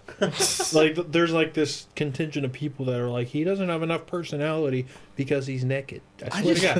I swear to God. And there's all these pictures of him like, here's what he looked like with a Hawaiian shirt. This looks pretty good. Like, there's photoshops out there of people putting outfits on this fucking lizard. Like, people are crazy. They should do the tuxedo top like Gex. Well, I mean, yeah, I mean, Banjo had the pants and then the backpack. So I mean, I Yeah. guess that's what they're looking for. Because clothes make the man. They should give him some of those socks with the toes. Yeah. Toe stuff? Yeah, toe socks. That'll give enough. That'll give enough Maybe personality. if he just to 'em. wore like a kerchief and fingerless gloves or Yeah. something. I just want the game to have good writing. Well, I know that may be a little demanding, but I mean, I was entertained by like Kazooie's snarky remarks and the various different boss enemies you meet. I mean, do they even? I thought Nuts and Bolts was actually pretty on point in terms of the humor. I just think that I mean, like I'm saying, I think Nuts and Bolts is a funnier game than the previous. I would agree with that. Banjo Kazooie games. Well, I never played Nuts and Bolts. So. Only problem is the text in that game is so hard to read. And well, you can, if you hit A, it just skips so it. It doesn't finish it. The thing is, you can enlarge the text and make it easier. Yeah, but listen to these shenanigans. You can make it easier to read, but what that does is it makes the text longer, but then it kind of has to scroll. So it'll throw all the text on there and then scroll to show you the rest. But if you press A at any time, it skips it. And it's so dumb. I ended up changing it back to smaller text so I could read it more quickly and then skip to the next one. That's the problem with like those early to mid like 360 PS3 games was that the transition into HD. They were going to HD and they were upping the res, but they weren't considering like the SD gamers and things like that. Yeah. Well, I guess we'll see. There's still a lot of time left until that game comes out. And there's still like 42 days left on the Kickstarter. Yeah. There was a news topic that I had written down, but someone deleted it. Do you remember what it was? Somebody deleted it. The news topics I have here are... I wrote it in kind of the bonus section or whatever. What might have happened is Mesa? I've had it before that Google just kind of decided not to save it. That's happened to me before. Because one time I got mad. I was like, God damn it, Nick deleted my news topic. And then I went back to the revision history, and apparently it just never saved it. That asshole. Yeah. Anyway, hey, Chris, what do you got for us? Well, my news topic was something I was very excited to learn about today. Mm-hmm. And it was the fact that the Black Mesa team has officially launched Black Mesa as a Steam Early Access game. Really? Oh, and this is the full Source Engine remake of the original Half-Life. Yep. Yes. And interesting. It's $20. And not much has changed since the mod was released 3 years ago. Right. But the idea is that they're going to be adding Zen. And they can afford to do it now because they're the end of the game. Yeah, they're doing that because they didn't include Zen in the beginning because number one, Zen was kind of crap in Half-Life. Yeah. Yeah. And number two, they don't want to go off the level design what they made in that. They want to kind of completely reimagine it. Mm-hmm. Oh, so they're going a little off script there. They're going evidently they're going to have elements from it. Right. But it's not going to be the same boss fight. It's not going to be the same like. It's not going to be the giant space baby with the brain. Yeah, well, God, is that what that was? God, I can't even fucking. I don't remember what it was. I think it was a giant space baby with its head. You tried to get its head to open up, and then you like shot its brain. If that's not at all what's going on, then that's a great game that needs to be made. But yeah, that's pretty exciting. I mean, you've been talking about Black Mesa for a while now, and it's so good. The free mod alone is well worth being just a standalone. Yeah. Because it's been years since I've played. The gunplay is great. Half-Life. Just the little bitty updates that they do, like they cut out some like the bullshit filler that was designed for Half-Life 1, like some of the physics jumps and things like that. Right. They cut some of that stuff out. Mm-hmm. But what they're going to be doing is kind of releasing these uncut levels, like just expanded versions of what they originally developed on. Mm-hmm. The Nihilanth, whatever it was. Thanks, Alyssa. No, okay. But yeah, they're kind of bring that stuff back in while kind of getting rid of keeping out that filler stuff. Hopefully, updating it for more modern sensibilities. Yeah, because that area was rough. Yeah, I mean, they're supposedly in like a week or two they're going to be adding on a rail, like the uncut version, and like the level after that. Mm-hmm. Which was significantly longer. Yeah. Early access. I'm still over early access. Did you know Codemasters released a Dirt game? What? Like the next game in the Dirt series, which was Codemasters. Codemasters released Dirt on Steam in early access, and no one knew. Really? Like the next Dirt game. Well, that sounds like bad. It's out on marketing. Steam now. Like, early access. Like a retail. Yeah, like we are in the era where you're going to see bigger publishers who take franchises that were big and just release them in early access. That is fucking weird. Like I said, it's weird. It's free QA. You know, if the game crashes and it sends back the bug report, they can essentially just not pay to have people test exactly. it. Yeah. Or pay less people. Which I mean, or make money to have people test it. I bet QA alone is a huge chunk of a lot of budgets. Definitely. I mean, Definitely. the amount of QA I mean, game work testers here don't get paid a whole in lot, Austin, but they've got. but they have a lot of them. Yeah, Yeah. yeah. Yeah. That sounds crazy. All right, But there's kind of been a little bit of a controversy between the people that play just the mod and the people that are willing to pay like $20 for this early access for game. the early access version. But what they're doing is that they're going to eventually do a final free update for the mod that may include the Zen content. But in the meantime, they're going to not update the mod, and they're going to have this centralized system to where they can constantly provide updates. They've already added in like a complete reworking of all the voice acting.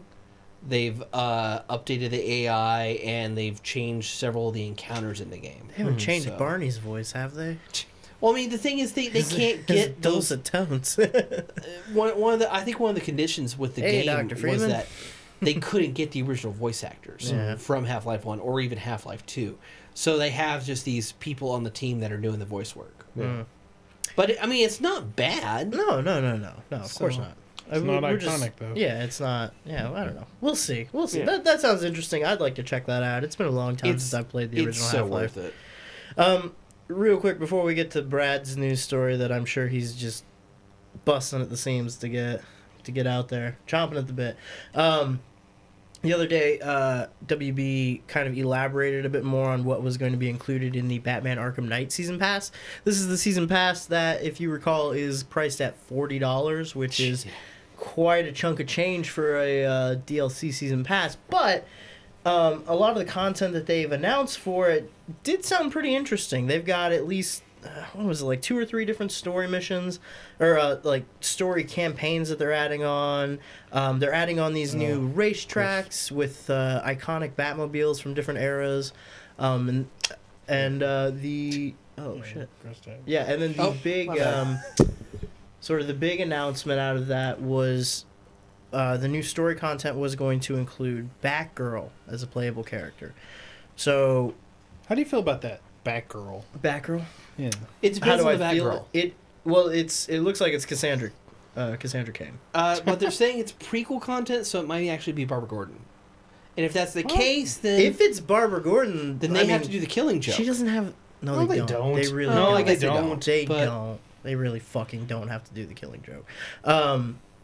But like in the art they showed, it was like she had brown hair. It wasn't like red hair, which they've shown but she has Oracle, darker skin than the Oracle. and they've shown Oracle in Arkham Knight already, and she looks like Barbara Gordon with the red hair and everything. So I don't think it's. I don't know. I really don't think it's. Is the her, excitement over Batgirl more from for story reasons, like hey, a character, or is it like Batgirl playing is as Batgirl? I mean, Batgirl has a fan base, like yeah, especially the Cassandra version of Batgirl. Like people really liked her.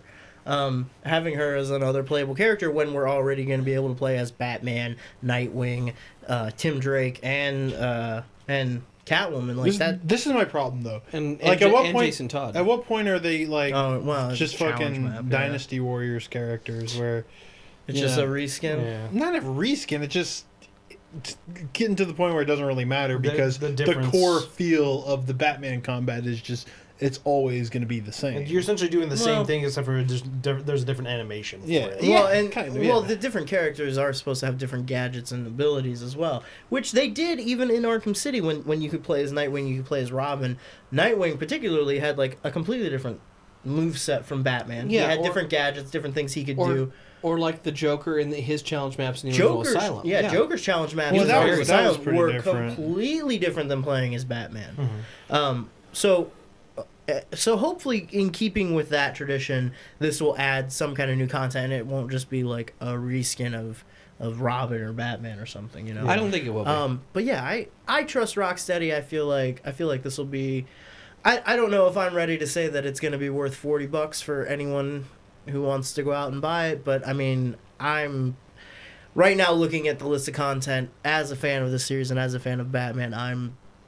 I'm warming up to the idea of dropping that $40. So we'll see. But But they also said there's going to be like a new Riddler Challenge racetracks. Yeah, they've got different racetracks. Batmobile. They're adding new Batmobiles in, like iconic older versions of the Batmobile. Like there's the Adam West Batmobile. Yeah, and each one of them has their own track, but you can race any Batmobile on any track. And actually, one of the PlayStation exclusive items is a skin for the new Batmobile that is like the red lining and the red logo, like the original Adam West one. Okay, but it's still the new design. But it looked really fucking cool. I was excited for that. And I have no enthusiasm for any of the Batman skins thus far. The only ones I've seen so far have been 66 Batman, Justice League 3000, and like a new 52 as well. New 52. I mean, the new 52 one's fine. I mean, it looks more like a comic book Batman, not like this Iron Man suit that he's wearing now. You know, it's somebody. I listen to a podcast or whatever, and they were talking about that new Batman vs Superman trailer, and they said like the armored Batman like helmet at the end of that totally makes him look like Lego Batman. Yeah, a little bit. It's got like because the Lego Batman has like a helmet piece instead of a mold. Thought that was funny. Yeah. All right, Brad. Why don't you fill us in on what's been tickling here you? we go. So it is still kind of an evolving story because people are still trying to figure out what this is because This just popped up yesterday, didn't it? So Koji Igarashi left Konami probably a couple years ago at this point, and maybe not a couple years ago. Maybe it was more like a year ago. I don't know. But he sort of like went quiet, and then he sort of started popping up at like PAXs and whatnot, and there were some ARG-y type stuff that he was going to be launching a new game, spiritual successor to Castlevania, and there was some stuff out there. But then he kind of went silent again, and then he popped up in the news saying, "Hey, I'm going to put my dream project on hold, and I'm going to go join this mobile developer." Yeah. So that sort of like crushed me, and a lot of other people like, what, he's not gonna do this anymore? He went to join some mobile studio. I don't know if that's real. I know he was looking for like a publisher or some funding, or he was looking for some people to help him make his game. I think he was just needing to pay bills. Sure, but I mean, yeah, I don't know. But the point is, it looks like now that game is coming, and they're going to announce it soon. They're in full ARG mode. There is now a site that you can go to called swordorwhip.com, which actually has just a sprite of Igarashi. I mean, it looks exactly like Igarashi. As Dracula. Like, it even has hashtag Igavania, like, on the site. So, Igavania is... So, if you don't know who Koji Igarashi is, he's the guy who sort of took over Castlevania during Symphony of the Night. And all the games, like Symphony of the Night and beyond, are called, like, Igavanias. The ones where Castlevania became, like, Metroid and an RPG. And those are the ones I really like. And and then he left Konami, and Mercury Steam's making Castlevania, or was, and it's just shit. And... So this is exciting. So if you go to the site, it's just this weird ARG thing where, you know, he talks to you, he says quotes, and you choose. He's like, pick a weapon, and it's sword or whip. And, you know, which are, you know, whip is the classic Castlevania weapon, but, you know, with Symphony of the Night and some of the, you know, ones after that, most of the Igavanias, you start to have swords and a lot of other weapons as well. Vote sword. This is, because the thing is, the games with the whips only ever had just a whip. Yeah. You know, the games with the swords had like tons of different kinds of swords. Well, when you really think Castlevania, you think whip. Yeah, that's fine. But when you think, if you really want to stop and like look at it, though, like, but when you think Igavania, which this is not Castlevania. I don't think about Igavania. I think about Castlevania. But you bonehead, he's not a Konami anymore. This is an Iga game. I understand that. All I'm trying to argue is that this voting thing is, I don't think it's going to have any goddamn influence on the final. Who knows? Well, even if it doesn't, it's doing a good job of building up. Yeah, it's just a viral marketing thing, you know. But why is that even a question? Because let's be honest, like, whips are stupid fucking weapons. Swords are way I'm sorry, Indy. I'm sorry, Catwoman, but whips are just a terrible fucking And there's weapon. not much you can do with a whip, you know? Like so if you keep voting, they'll eventually put you in a clan, like clan broadsword or rapier I'm or in Team katana. Rapier for some which, reason. by the way, a katana a rapier, and a broadsword. 3 completely different types of swords that are all really cool and different. What is there's only one kind of whip. There's the one that's whip. a 1 whip, and then there's the whip that's 9 whips. You have a bull whip. Yeah, Oh, come cat of tails. Cat of 9 Cat tails. of 9 Oh, a bull whip. Like, that's not just like No, fucking that's a different type of standard whip. No, there's different types. Okay, what about the one that like lion tamers use? It's just a big long stick with a little whip at the end. Like, Well, that's just a stick with a string on it. that's a whip. So That's a fucking whip. That's Hashtag stupid. Team Flail. So apparently we're gonna find out what this is in about I think 7 days at this point. Dude, fuck. Okay, look, I get it. Which, you Indiana know, Jones uses a whip, but you know what? Like, the most iconic Indiana Jones scene is when he pulls out his fucking gun and shoots a guy who happened to have a sword, oddly enough. But What was on. cool is Whips are that dumb. there were these rumors that something was going to happen during like this first full moon or whatever, Yeah. during this full moon of this month, and that's when the site launched during a full moon. And the cool thing is like he says things to you, like he named you, he puts you in a clan, you can even invite people to your clans. But some of the quotes that he says, like if you enter the Konami code, he was like, "Why did you think that would work?" You know? You have no power. But you see cool quotes like. What do you do when you find yourself without a castle? You build another, which is cool. You know, there's is this real? What does a Egavania man City. find out in a week? Wow. But I don't know. I'm excited. Obviously, you know, I'm a big Castlevania fan, and that fandom is because of, you know, I never knew that about the you. Igarashi games. And I'm really excited. Who knows what it will be? Who knows going to be working on it? The thing that you could pretty much guarantee, though, is he's probably going to have some of the old guard coming back, because he's worked with these people for years, like Michiru Yamane, who's done the music in Symphony of the Night and most of the Igavanias as well. She's freelance now. She did like music for like Skullgirls, for example, which has really awesome music. And I could totally see her being part of this project. Or hopefully they get Ayami Kojima, who did all the like the Symphony of the Night like art, which was so fucking beautiful. And then they kind of, during the DS era, they started using just really lame-looking anime art instead. I remember when I beat Symphony of the Night. That was a good game. That is a great game, yeah. I'm sure it is. So Yes. I don't even have time to... I've never played a Castlevania game. I readily admit that. But, yeah, so keep clicking on the site, keep clicking sword. We'll find out what it means soon.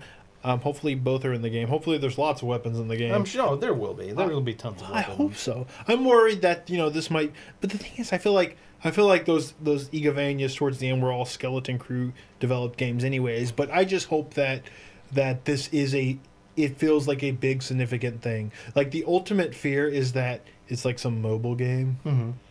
Which that would be the real nightmare. Yeah, that would be bad. That would be bad if it was a mobile there game. there is one quote that he says on the site of like did you really think like 2D could contain me? What? 2 dimensions. 2 dimensions could contain me?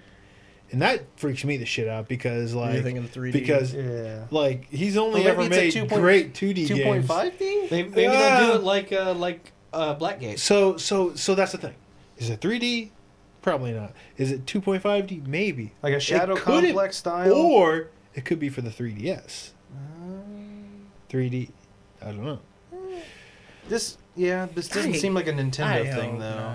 Well, I mean, I hope it's not just like a I could- 3DS thing. Well, I mean, I mean, it would be better than nothing. the sure, thing but, is, like, most come all the on. Igavanias that came out after Symphony of the Night were on More mobile, GBA yeah. and DS. And I mean, DS, and yeah. like that definitely didn't hold those games back. But those were still great fucking games. I mean, what are you saying? You want like a Steam version or something? I mean, sure, that might happen, but like if it's just a 3DS game and this is a sprite based side scroller, like Yeah, that'd be fine. That's Yeah. fine. It's not like Shovel Knight, you know, it is any less of a game because it can be played on a 3DS. You know what I mean?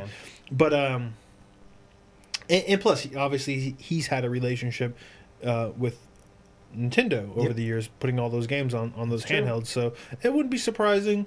It wouldn't be too much of a bummer for me, at least. But I'm excited. Keep voting Sword. Just remember, all the games he's made with a whip has had like one whip. All the games he's made with swords has had like billions of Bunches cool of swords. weapons and lots of different kinds of swords. So vote Sword. I just voted again, and he's like, "Do you even know what you're doing?" Not really. But yeah, I'm excited. Also, apparently, what's his name? Yeah. What's his name from? Raji the Lucky. Go on. From what's his name? Use your words. I lost it. I Okay. lost it. It's gone. It's all gone. Ooh, I just got sorted into Clan Rapier. I'm in Clan Rapier. There you go. There we go. That's weird. Don't Weird vote name. Whip. All right, so that's your news for this week. Hey, Nolan, What's up? let's take it off the community. Wait, no, there's one more piece of news. It's a good thing I didn't Oh, have a is it? news topic Take it- today. Yeah. No, wasn't yours the fucking ukulele? No. No. Oh, so Nolan gets 2 news topics. Okay, go ahead. What's your other No, news I don't topic? get 2 news topics. What's I your just other brought news up topic? ukulele because no one else did. My What do you news got? topic was the EA announced a list of upcoming games, and Mirror's Edge 2 is slotted for like January, February, March of next year, of Awesome. 2016. What, bro?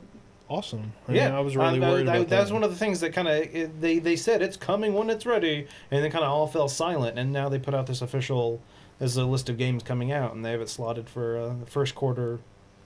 It's a fiscal quarter for them, so I mean I think it's Q4, but it's scheduled Q4 for goes through the end of April. yeah.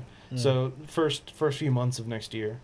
So I'm excited for that. I'm excited that Which finally means, got a date. I mean, we'll definitely probably see it at E3. Yeah, we'll probably see it at E3. That'd be really nice. Yeah, y'all will see it.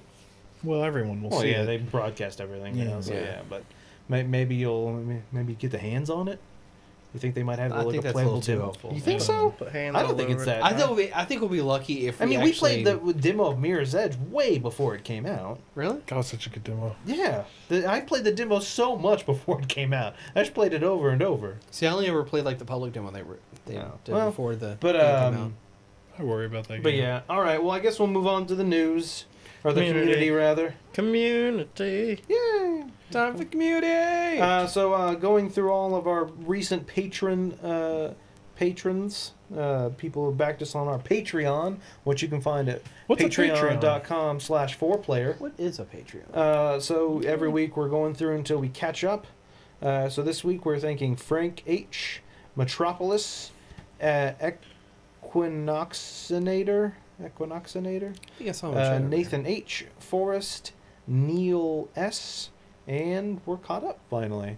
All right. So Yay! we've finally caught up. We need more patrons. We to need thank. some Yeah. new patrons. So y'all need to go thank. and back us on our Patreon or become patrons. That way we can keep going with this segment. Otherwise, this segment's gonna die. Oh, you know when we tried the Iron Brew? Uh-huh. Iron Brew. Iron Brew? I forgot to bring up the dude on YouTube who's like the soda taster. Oh yeah. Oh my god, there's a soda taster on YouTube who he takes it so seriously.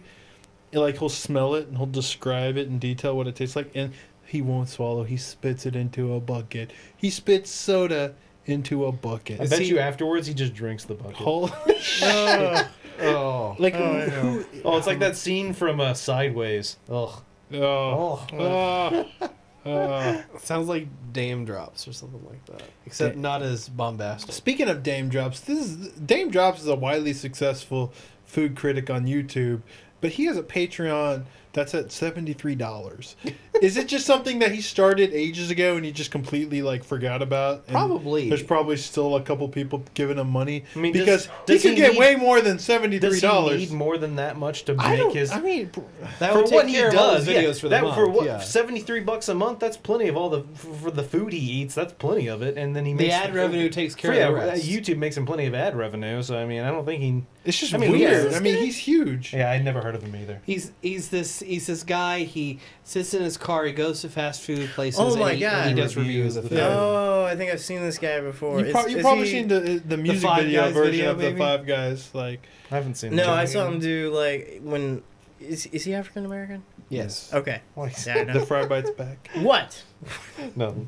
About the fry bites back. All right, let's move on. All I saw was a Move man. on to some questions from our patrons. If you are a patron, you can ask us a question. Every week we put up a little post on the activity feed, and you can ask us questions, and we answer them. First question this week comes from Liam Duprez. He asks, some of my favorite games are Black Sheep games, some being Paper Mario, Mega Man Legends, Lords of Shadow. Just kidding. These games try to do different things, primarily in gameplay, but it doesn't always have to be just that. I was wondering what, if any, Black Sheep games you enjoy or find higher regard than the rest of the parent series, or some that tried to do and didn't do something well and didn't do so hot. Like so specifically out of a series. Well, like he named Mega Man Legends, and that's Yeah. something I talked about on Yeah. our community Skype call. I fucking love Mega Man Legends. I think that was a great game. Also, Battle Network. Battle Network, Yeah, yeah. I mean, which is. Well, I mean, so that I think that was originally a Black Sheep, but then it kind of became its Yeah. own little thing, and they had several games Yeah. that were all pretty successful. Yeah. So I mean, I think he's trying to think of like I would say like Majora's Mask, would that count? no, Kind I of. wouldn't call that a Black Sheep so Well, much. I mean, there I are mean, definitely it's- people who. No other game in that series repeated that formula. I guess so. But so I mean, was that? I guess that's why I'm when I think of the term black sheep, it's usually a negative connotation. But I guess it doesn't have to be. It's more like outsider, like different. Like But that's the thing. A lot of people were really down on Majora's yeah. Mask. And one of the things that came to my mind was like Dirge of Cerberus. I'm not saying There I you enjoyed go. it. I'm saying that's a That's black a- sheep. yeah. I never finished that game. I still have it. I wonder if I should. You should broadcast it. You think I should broadcast Dirge of Cerberus? Yes, you I'll should. do that And at then some right point. after that, do Crisis Core. Ugh. how am I gonna broadcast Crisis Core? You could on your. I guess I can if you emulate downloaded it. Yeah, I can emulate it. Or if you could play it on your Vita TV. Do they have a PS Cloud or whatever version of that? Yeah, but It don't might buy be. it. Yeah, I don't want to. I don't want to pay for that. That game. I don't know. What's another black sheep game? I mean, I'm really would trying to think. ODST count as one? Yeah, I I think like so. because I really like that game, and it gets. I think it Yeah, gets shit on ODST a is lot. a fantastic game. Yeah. Which that's coming out this month in the Master Chief Collection, by the way, for free. I can't think of And the anything people else. who the game was who couldn't use multiplayer get it for free. I would call Black Flag a black sheep. Well, Yeah. I mean, That game's completely different from any other. It- I mean, I mean, it's very it's- different, but yeah. extremely popular. yeah. Yeah. So way more. hold on. But that's So the problem, was- though, yeah, with our th- definition of black Is sheep. Black Sheep an unpopular game? No, or is I it, think no, so. no. I think it's different from the series. It, That's one of the reasons I love Black Flag is because it's so different. Someone time out Carlos. No, he's a mod. I've timed him out plenty. All right, next question from Sunny H. If someone offered you, I like Curse of Darkness, Castlevania Curse of Darkness. A lot of people hate that game. What's so different about it? Well, one, it's 3D. your whip is your penis. Well, no, you All have right, a sword. moving on. If someone offered you $1.5 million, I don't know why you chose that amount, Okay. oddly to specific. kiss Texas. another member of 4Player Podcast, who would it be and why would you settle for them? Side note, don't say you wouldn't because $1.5 million is a lot of money for a few seconds of shame. For a kiss? Is it like a Yeah, French totally. kiss? Yeah, No, it depends on the type of It kiss. just said a He didn't kiss. say French. He didn't. He there's didn't, no say, French. he didn't even say it had to be on the lips. He just said That's kiss. true. He I- said kissing another member. I don't think it years matters. and years It's ago, $1.5 million. Sandra was on a couple of No, podcasts. that doesn't count. She is a lady, and I would kiss her. Sorry, Mike. I'm telling Malia. Well, I mean, I would, dude. I would kiss Carlos. Obviously. well, yeah, me too. Well, we're going. Everyone so we're would going. right? line up. Anyone- We're all going Carlos, anyone right? who's ever It's been on obvious. the podcast, Carlos. Yeah. like I we're- would kiss Joseph, but I'd be worried that he'd want to take it a lot further. Oh, That's I what have I was gonna kissed say. Joseph. Joseph. If I had to choose one, he seems like he'd be gentle. At first. You'd have to- you'd have to kinda- I think his even with his might be a personality. I think he's a very outgoing person, but I think he'd be a gentle kisser. I He was adore- trying to dry hump me at PAX Prime. I well, see, that's adore- different. That's his like kind of his for show. But I think in his actual private personal life, I think it's very different from He's that. very tender. Yeah, I adore Joseph, and I would probably kiss him for less than $1.5 million. I'd But do it I feel for like $1.2 million. It'd be rough on the back, right? Because you'd have to arch over so far that is just true. to reach him. That is true. All right, next question, also from Sunny H.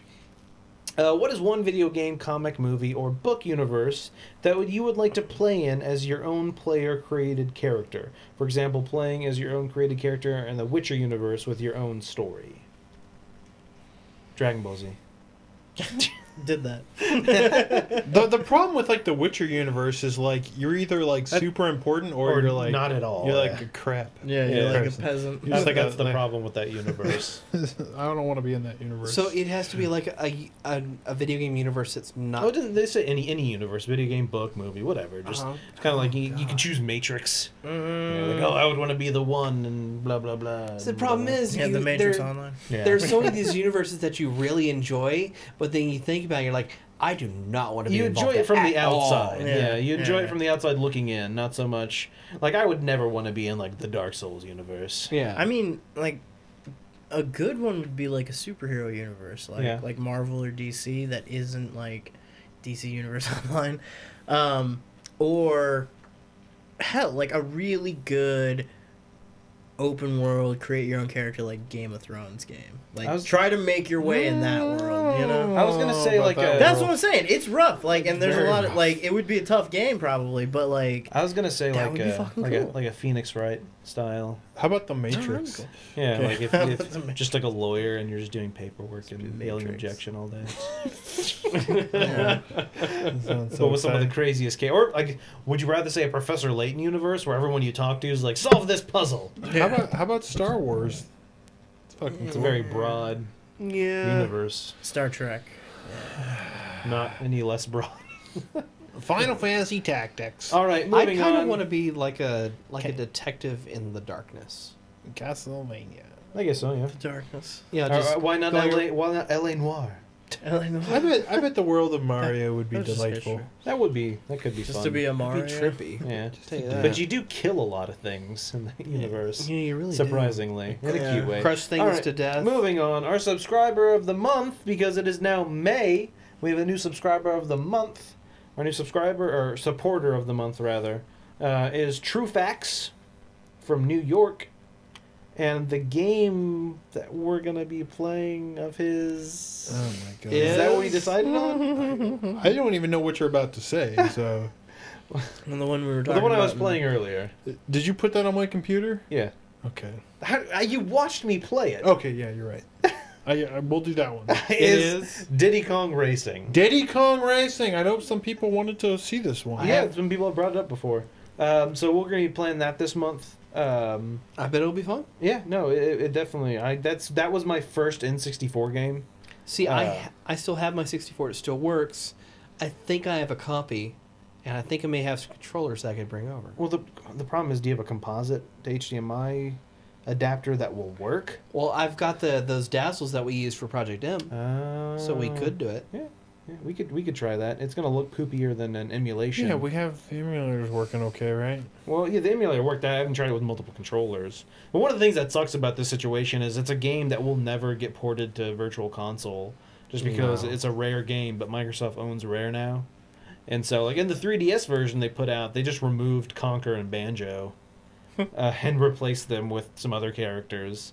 But we'll never see it on Virtual Console. Which Diddy sucks. Kong Racing came out before Conquer, right? No. Or am I wrong? Yeah. It did- I think yeah, so. I yeah. think Conquer was really late. Yeah.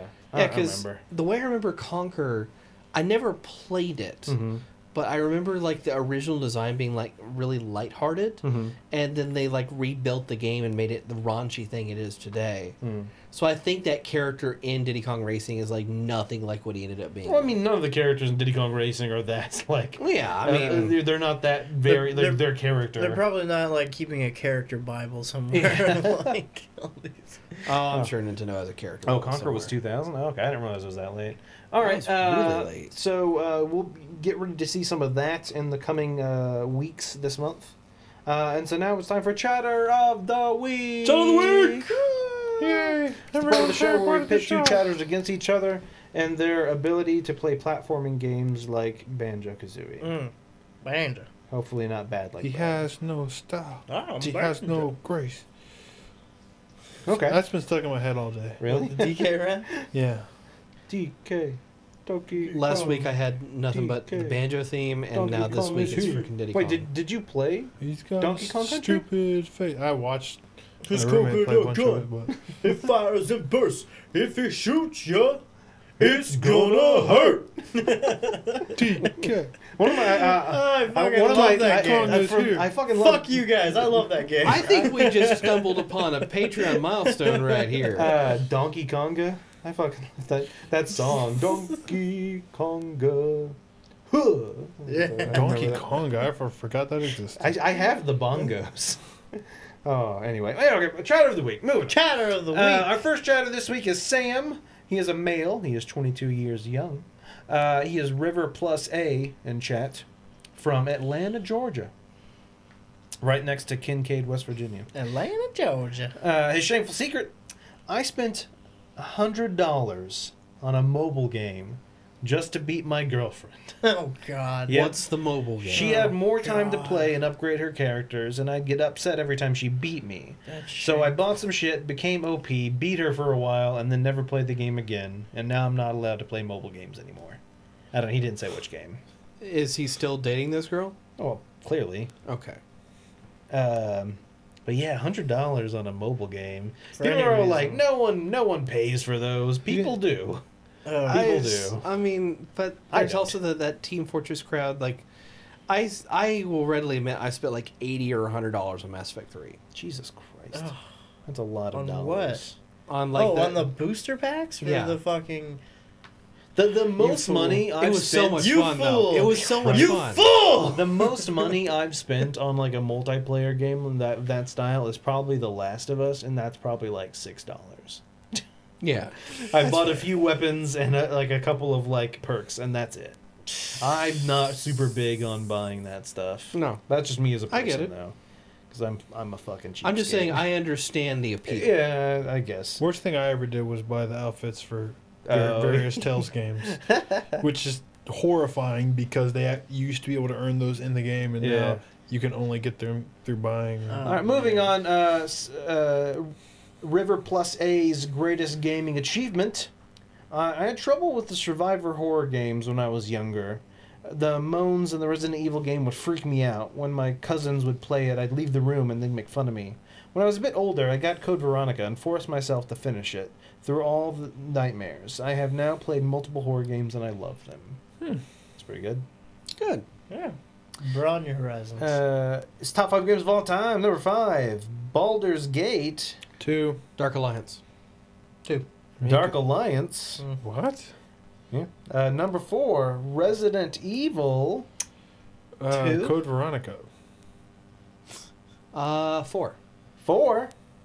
Number 3 game of all time, Tekken Tag. Tournament. Tournament 2. I would have just said Tekken, but Tekken Tag? it could be Tournament 2. Tekken Tag 2. Number 2 game of all time is Diablo. 2. 2. 2. Well, I don't know. It could be 3. People are weird. Well, what was the name of the expansion for 2? Lords of Lords of Destruction. Lords of Destruction. Yeah. Diablo 2. Yeah. And his number 1 game of all time is Dark Souls 1. Period. 2. 1. He puts in quotations, hoping it will be Bloodborne after tonight. He sent this on March Oh, 23rd. Probably not going Well, I to hope be. you enjoyed it. 'cause Messages that's a good from the game. past. Yeah. It says, thanks for all the entertainment, guys. Keep up the good work. And this week, Sam, River Plus A, is up against Ivan Ooh, Ivan. Sarlacc in chat from Belgrade, Serbia. Oh, wow. Belgrade, Serbia? Ivan from And Serbia. his name is Ivan. Your Oh, parents man. were very I creative. bet he's hairier than Nick. Ivan Shameful Secret. My father is an electrician, Stop it! so when some kid's console needed to get fixed, they would give it to my dad. I was responsible for bringing back the consoles to the kids that brought them to my father. Needless to say, I didn't return their consoles immediately. Some stayed in my possession for several weeks. He wouldn't imagine the lies I came up with. You know, It's a very living- resourceful kid. We're still waiting on a part. Yeah. you know, those fucking things were like shitty expensive because of tariffs and all that. So Oh, yeah. I can understand why he would be able to afford one. Yeah. His greatest gaming achievement, beating Ornstein and Smo my first try. What? That is pretty impressive. Yeah. Yeah. By himself? Wait, what? Ornstein and My first try Ornstein. on my Dark third Souls, playthrough. Chris Davis. Yeah. You wouldn't understand. It's I'm boss sorry. from the first Dark Souls. I want to know. Yeah, you'll lose when you play them. Ornstein and Bro. Yeah. His top 5 games of all time. Number 5, Psycho. Not. Nuts? No, I hope Psycho, Nuts. Psycho Break? Yeah. Not The Psychonauts. Japanese version of Number it. 4, Evil Within? Devil May Cry. 3. Mm. I'm gonna go with 1. 3, Oh, number 3 game of all time, The Binding. Of Isaac. Rebirth. The Binding of Isaac. The Binding of Isaac. You should have chose Rebirth. It's so fucking good. I'm very proud of myself that I haven't played that game in like 2 months. maybe it's not available in Serbia yet. And Nolan went home and played it tonight. No, I'm not going to. God, I miss that game though. Number 2 game of all time, Valkyria Chronicles. And his number 1 game of all time is Dark Souls. Really? Period. Wait, they're both Dark Souls? He says Dark Souls Prepare to Die edition, but Well, it's same thing. They're Same both, thing. Both their top games of all time are both Dark Oh, Souls. wow. Counts! Woo! I'm The going to go Dark Souls kind of weak. I'm going to go with Ivan. Ivan Drago. Yep. I'm gonna go with it was Sam, right? Yeah, I'm gonna go with Sam. What was the first guy's top 5 again? Sam's top 5 games of all time. Number 5, Baldur's Gate, Dark Alliance, Resident Evil 4, Tekken Tag 2, Diablo 2, and Dark Souls. Yeah, I like the second guy's Yeah, better. Sam's list is more Ivan's. diversified. And he specified Prepare to Die, which had that awesome art. Let's hear Ivan's list again. Ivan's list was Psychonauts, Devil May Cry 3, Binding of Isaac, Valkyria Chronicles, and Dark Souls. Dude, I like all of I'm those going to go with games. Ivan. Yeah, I'm also going to go with Ivan. Yeah. So congratulations, Ivan. You are this week's Chatter of the Week. You're I in tried, Serbia, Sam. so I'm assuming you're asleep right now. So, but if you're listening to this, Or running for your life, who knows? Psychonauts. congratulations, you are the winner. If you would like to be entered in Chatter of the Week, all you have to do is go to 4playernetwork.com, click on the big Chatter of the Week button, and then once you're on there, you put in your shit, your stuff. Deeps. Yeah. Indeed. Yeah. Give me your dates. And then you too could be Chatter of the Week. Yeah. All right. Thank you, Nolan. All right, guys. It is that time once again where we take several minutes to accomplish what should only take one. It is time for the 4-player minute. Hey, Nolan, what's the 4-player minute? I don't know. Hey, Brad, what's the 4-player minute? Didn't you It's just? the time of the show when we say our fuck, thank, hype, and sweat. Fuck, thank, hype, and sweat. Who wants to take it off? I'll Go go ahead, Brad. first. My thank you goes to Koji Igarashi for leaving Konami because God knows he wouldn't have got anything made there. I am hyped beyond all recognition for whatever this is, but my real hype, of course, goes for The Witcher 3, which is so close. My sweat is that I'm still working through a couple of books. I got a book and a half left. Nerd. I have really, really not been putting the amount of time I need to into reading books because I just don't have time to lay around and read, except at night when I fall asleep. So, yeah, but I'll get through those. Just gonna have to like take a day and sit down and read, which I don't think I've done in ages. But yeah, actually sounds kind of interesting. When's the last time one of y'all have done that? Just spent a whole day reading. It's been a while. And I didn't have a job at the time. Yeah. I haven't had any good books recently. Yeah. I'm sure when what's the dance not Dance of Dragons, what's the next one? Winds of Oh, Winter. yeah. Yeah, When there that were a comes couple out, I'm pretty days. sure I'll spend like a whole weekend Yeah. just reading. Yeah, I forgot. There were a couple days where I did some I just- Game of Thrones books. I haven't done that since I got my Kindle. Oh, yeah. So I mean, Wait, as soon as you got your Kindle, you stopped reading? I started reading no, a lot I more still when I got read my it. Just Kindle. don't read as much because Kindles kill reading. it's a different format and it's kind of because hard it to has use to it. fucking recharge every once in a while because it's not a book. What? Recharge it once every like 2 months? Who cares? Kindles last it's a long tech. time. It's gonna Yeah. betray you at some point. That's Yeah. long. It's so long Get that you don't fucking even books. bother turning it off Yeah, or like plugging it in. like I thought this lasted a long time, which this will last me like a week on every charge. Holy shit! But then like what?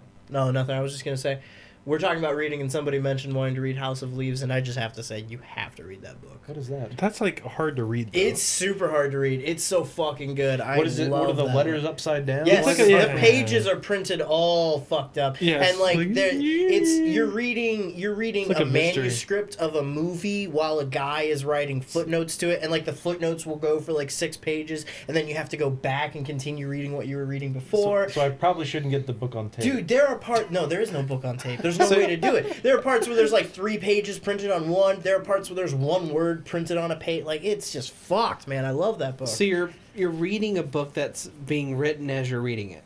Okay. You're reading a book that's been written by 3 different people. Like, you're reading one guy reading it for the first time while you're reading it for the first. Like, it's fucked up. It's so fucked up.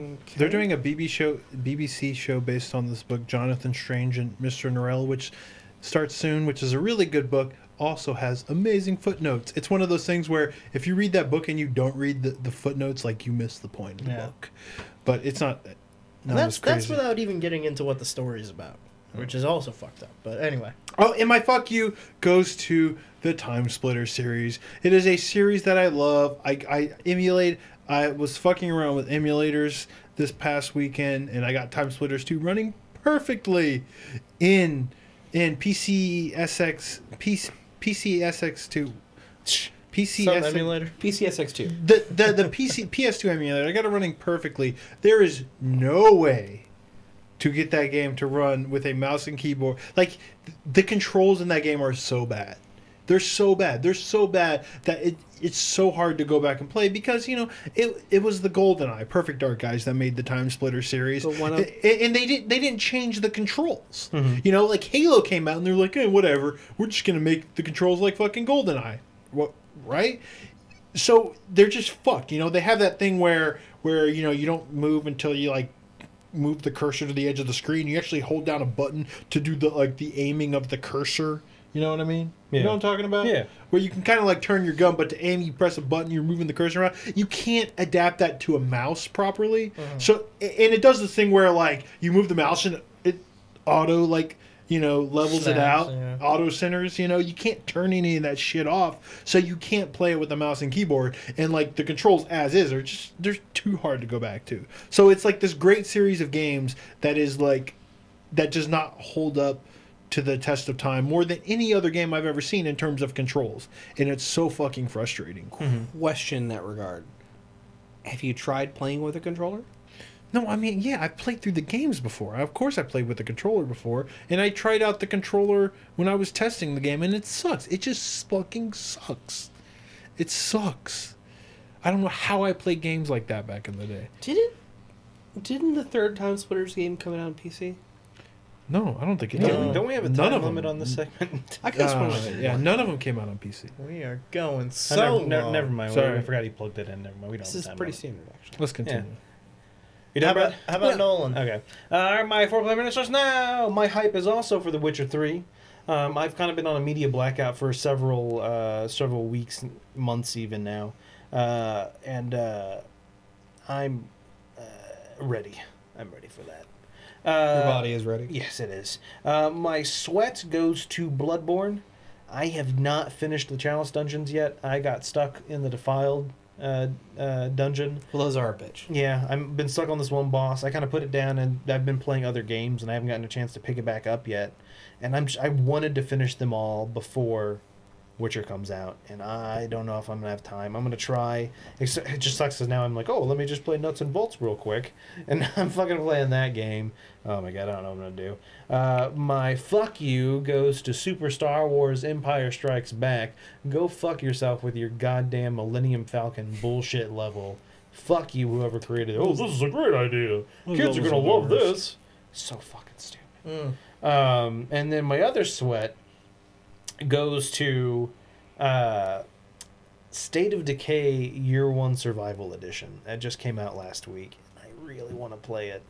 It just came out. I didn't play the Steam version. Yeah, it came out on Steam. It's, you know, a lot of the bugs are gone. It has all the DLC and some newer DLC with the Year 1 Survival They Edition. evidently had a shit ton of weapons. Yeah, they've added a lot, and I kind of want to play it, but It's a really good game. Oh god, it's a fantastic. It was game. actually that year it came out. I really regret not putting it on my top 10. I think it was on my top 10. It had to have been. I fucking love it. If you own it on Steam, they knock $10 off the price for the year 1 edition. Oh, that's good. Yeah, but I fucking love the people from Undead Labs, so but yeah, I kind of want to play that game, but I shouldn't. I don't have time right now, but I want to. We'll see what happens. We'll see. Chris? Oh, ready? going to me, huh? Yeah. Okay. It's been a while since I've done these. Well, it normally goes Brad, Nolan, Chris, Nick. So yeah. Yeah. Okay. Well, whatever. All right. I'm the Nick now. Look at me. You me. are the Nick. I'm the Nick now. Okay. Well, my hype, I would have to say, is for the Bethesda press conference. That's going to be on the Sunday right before E3. Evidently, somebody looked up a listing of like press genres and things for, to be on an email list for, and they were talking about the things that they would be involved with Bethesda, and they listed role-playing games.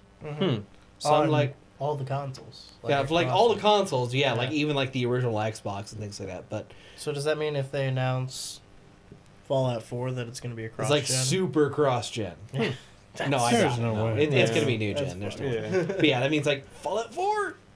Well, obviously. Maybe. Not to mention Dishonored and Maybe. Doom and like Take a new tons of Elder things. Scrolls game. Yeah, right. I don't know. No, they're gonna do Fallout It's first. time for Elder They got Scrolls alternate. 6. It's time. Yeah, for, yeah, it's for Fallout. Fallout. There's actually a lot of stuff out there that is suggesting Fallout is going to be there. A lot of leaks and rumors. Well, I mean, and- it's about time. We've been hearing about the game for a while now. Yeah. Oh, man. My sweat is for The Witcher 3 because I read a report today that says that you have to put like 2 months worth of time in to actually complete everything there is to do in The Witcher 3. Good lord. Well, I mean, And I'm like, what's good that? God, I'm going to probably have to review this game in the span of like 5 days. Shit. Well, you don't have to do anything. Well, no. I will most certainly try to do that. My thank you this week is for, I don't know, I will thank you guys for allowing me to be on the podcast and not kicking me out and forcing me to be in there and, freezing my ass off. It was very gracious Just of bring you. a fucking sweater. It was, Why is that so hard? Like you and Nick I don't both. think it was about very it. gracious and generous of us to allow you to sit there, and you're most certainly welcome. Just try not to make too much eye contact. And your fuck you goes to Bob and Joseph for canceling cocktail time. For canceling cocktail time. No, my fuck you is just going to have to go to Konami. Oh, I'm because kind of hyped for that. damn that company for closing down Koji Productions and causing all those really talented people to have to quit their jobs and just fuck you, Konami. What the fuck, man? Every once in a while, Bob's like, "Hey, Nolan, test my game," and he just asked me the other day. He's sending me an updated version. He didn't tell that to me. Well, because you're different. I'm different. Yeah. I make the fucking trailers for them. Yeah. Well, I've been testing his game since before anyone else even knew about it. Well, we knew about it, but I mean the public.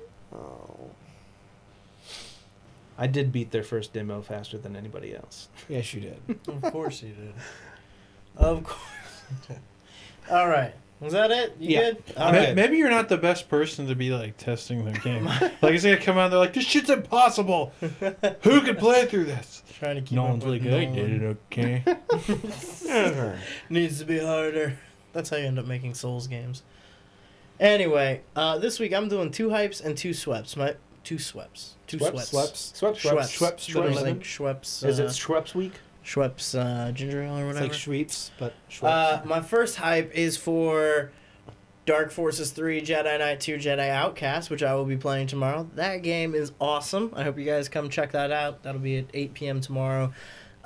It's been so long since I played that game. I booted it up yesterday just to make sure it worked, and just the menu was giving me all sorts of nostalgia chills and everything. I've put so many hours into just playing multiplayer and shit on that.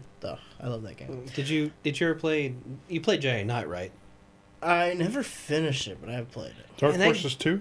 That Yeah. game, I remember enjoying that game, but it tells you nothing. Yeah, it kind of just throws you into the deep end. I It remember does. I remember You gotta the explore lots of beginning. really good level design. I remember going through building a lightsaber and all that stuff, but I don't remember that much about it.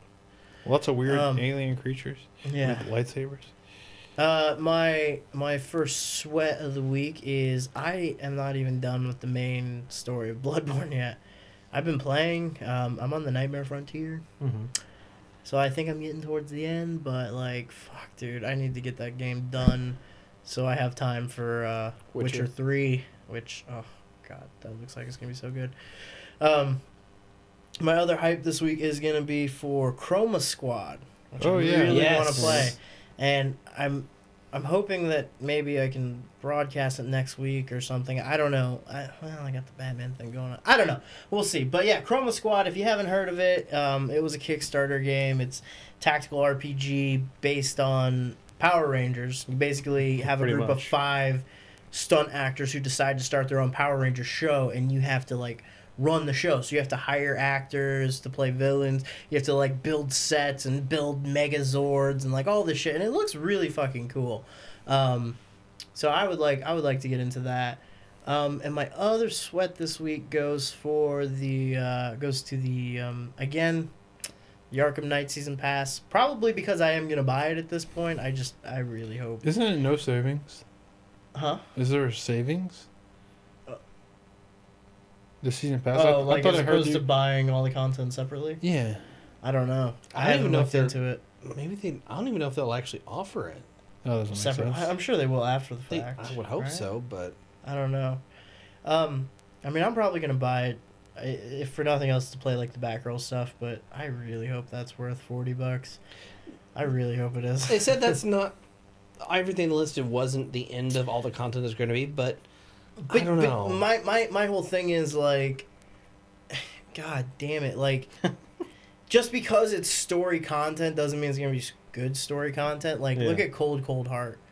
I fucking hated that. I fucking hated that expansion. That was like $10, you know. If I could go back and it was like 10 or 15. So if it's a bunch of that kind of stuff, like I'm gonna be a little disappointed. But I don't think it will be because we're back to Rocksteady. Yep. So hopefully it'll be good. All right, guys. I guess that's it. Another one in the bag. Check out our Patreon page. If you don't support us, consider doing that. Did we get that new vlog up for supporters? Mm-hmm. Okay, so if you're a supporter, there's also a new vlog available on our backer page. It's also 3 new Let's Play episodes. 3 that new you can Let's go Play watch. episodes. Yep. So go check out all that new content you guys are paying for. I guess follow us on Twitter if you don't, at 4Player Podcast. We have one of them Facebooks. One of them Facebooks as well.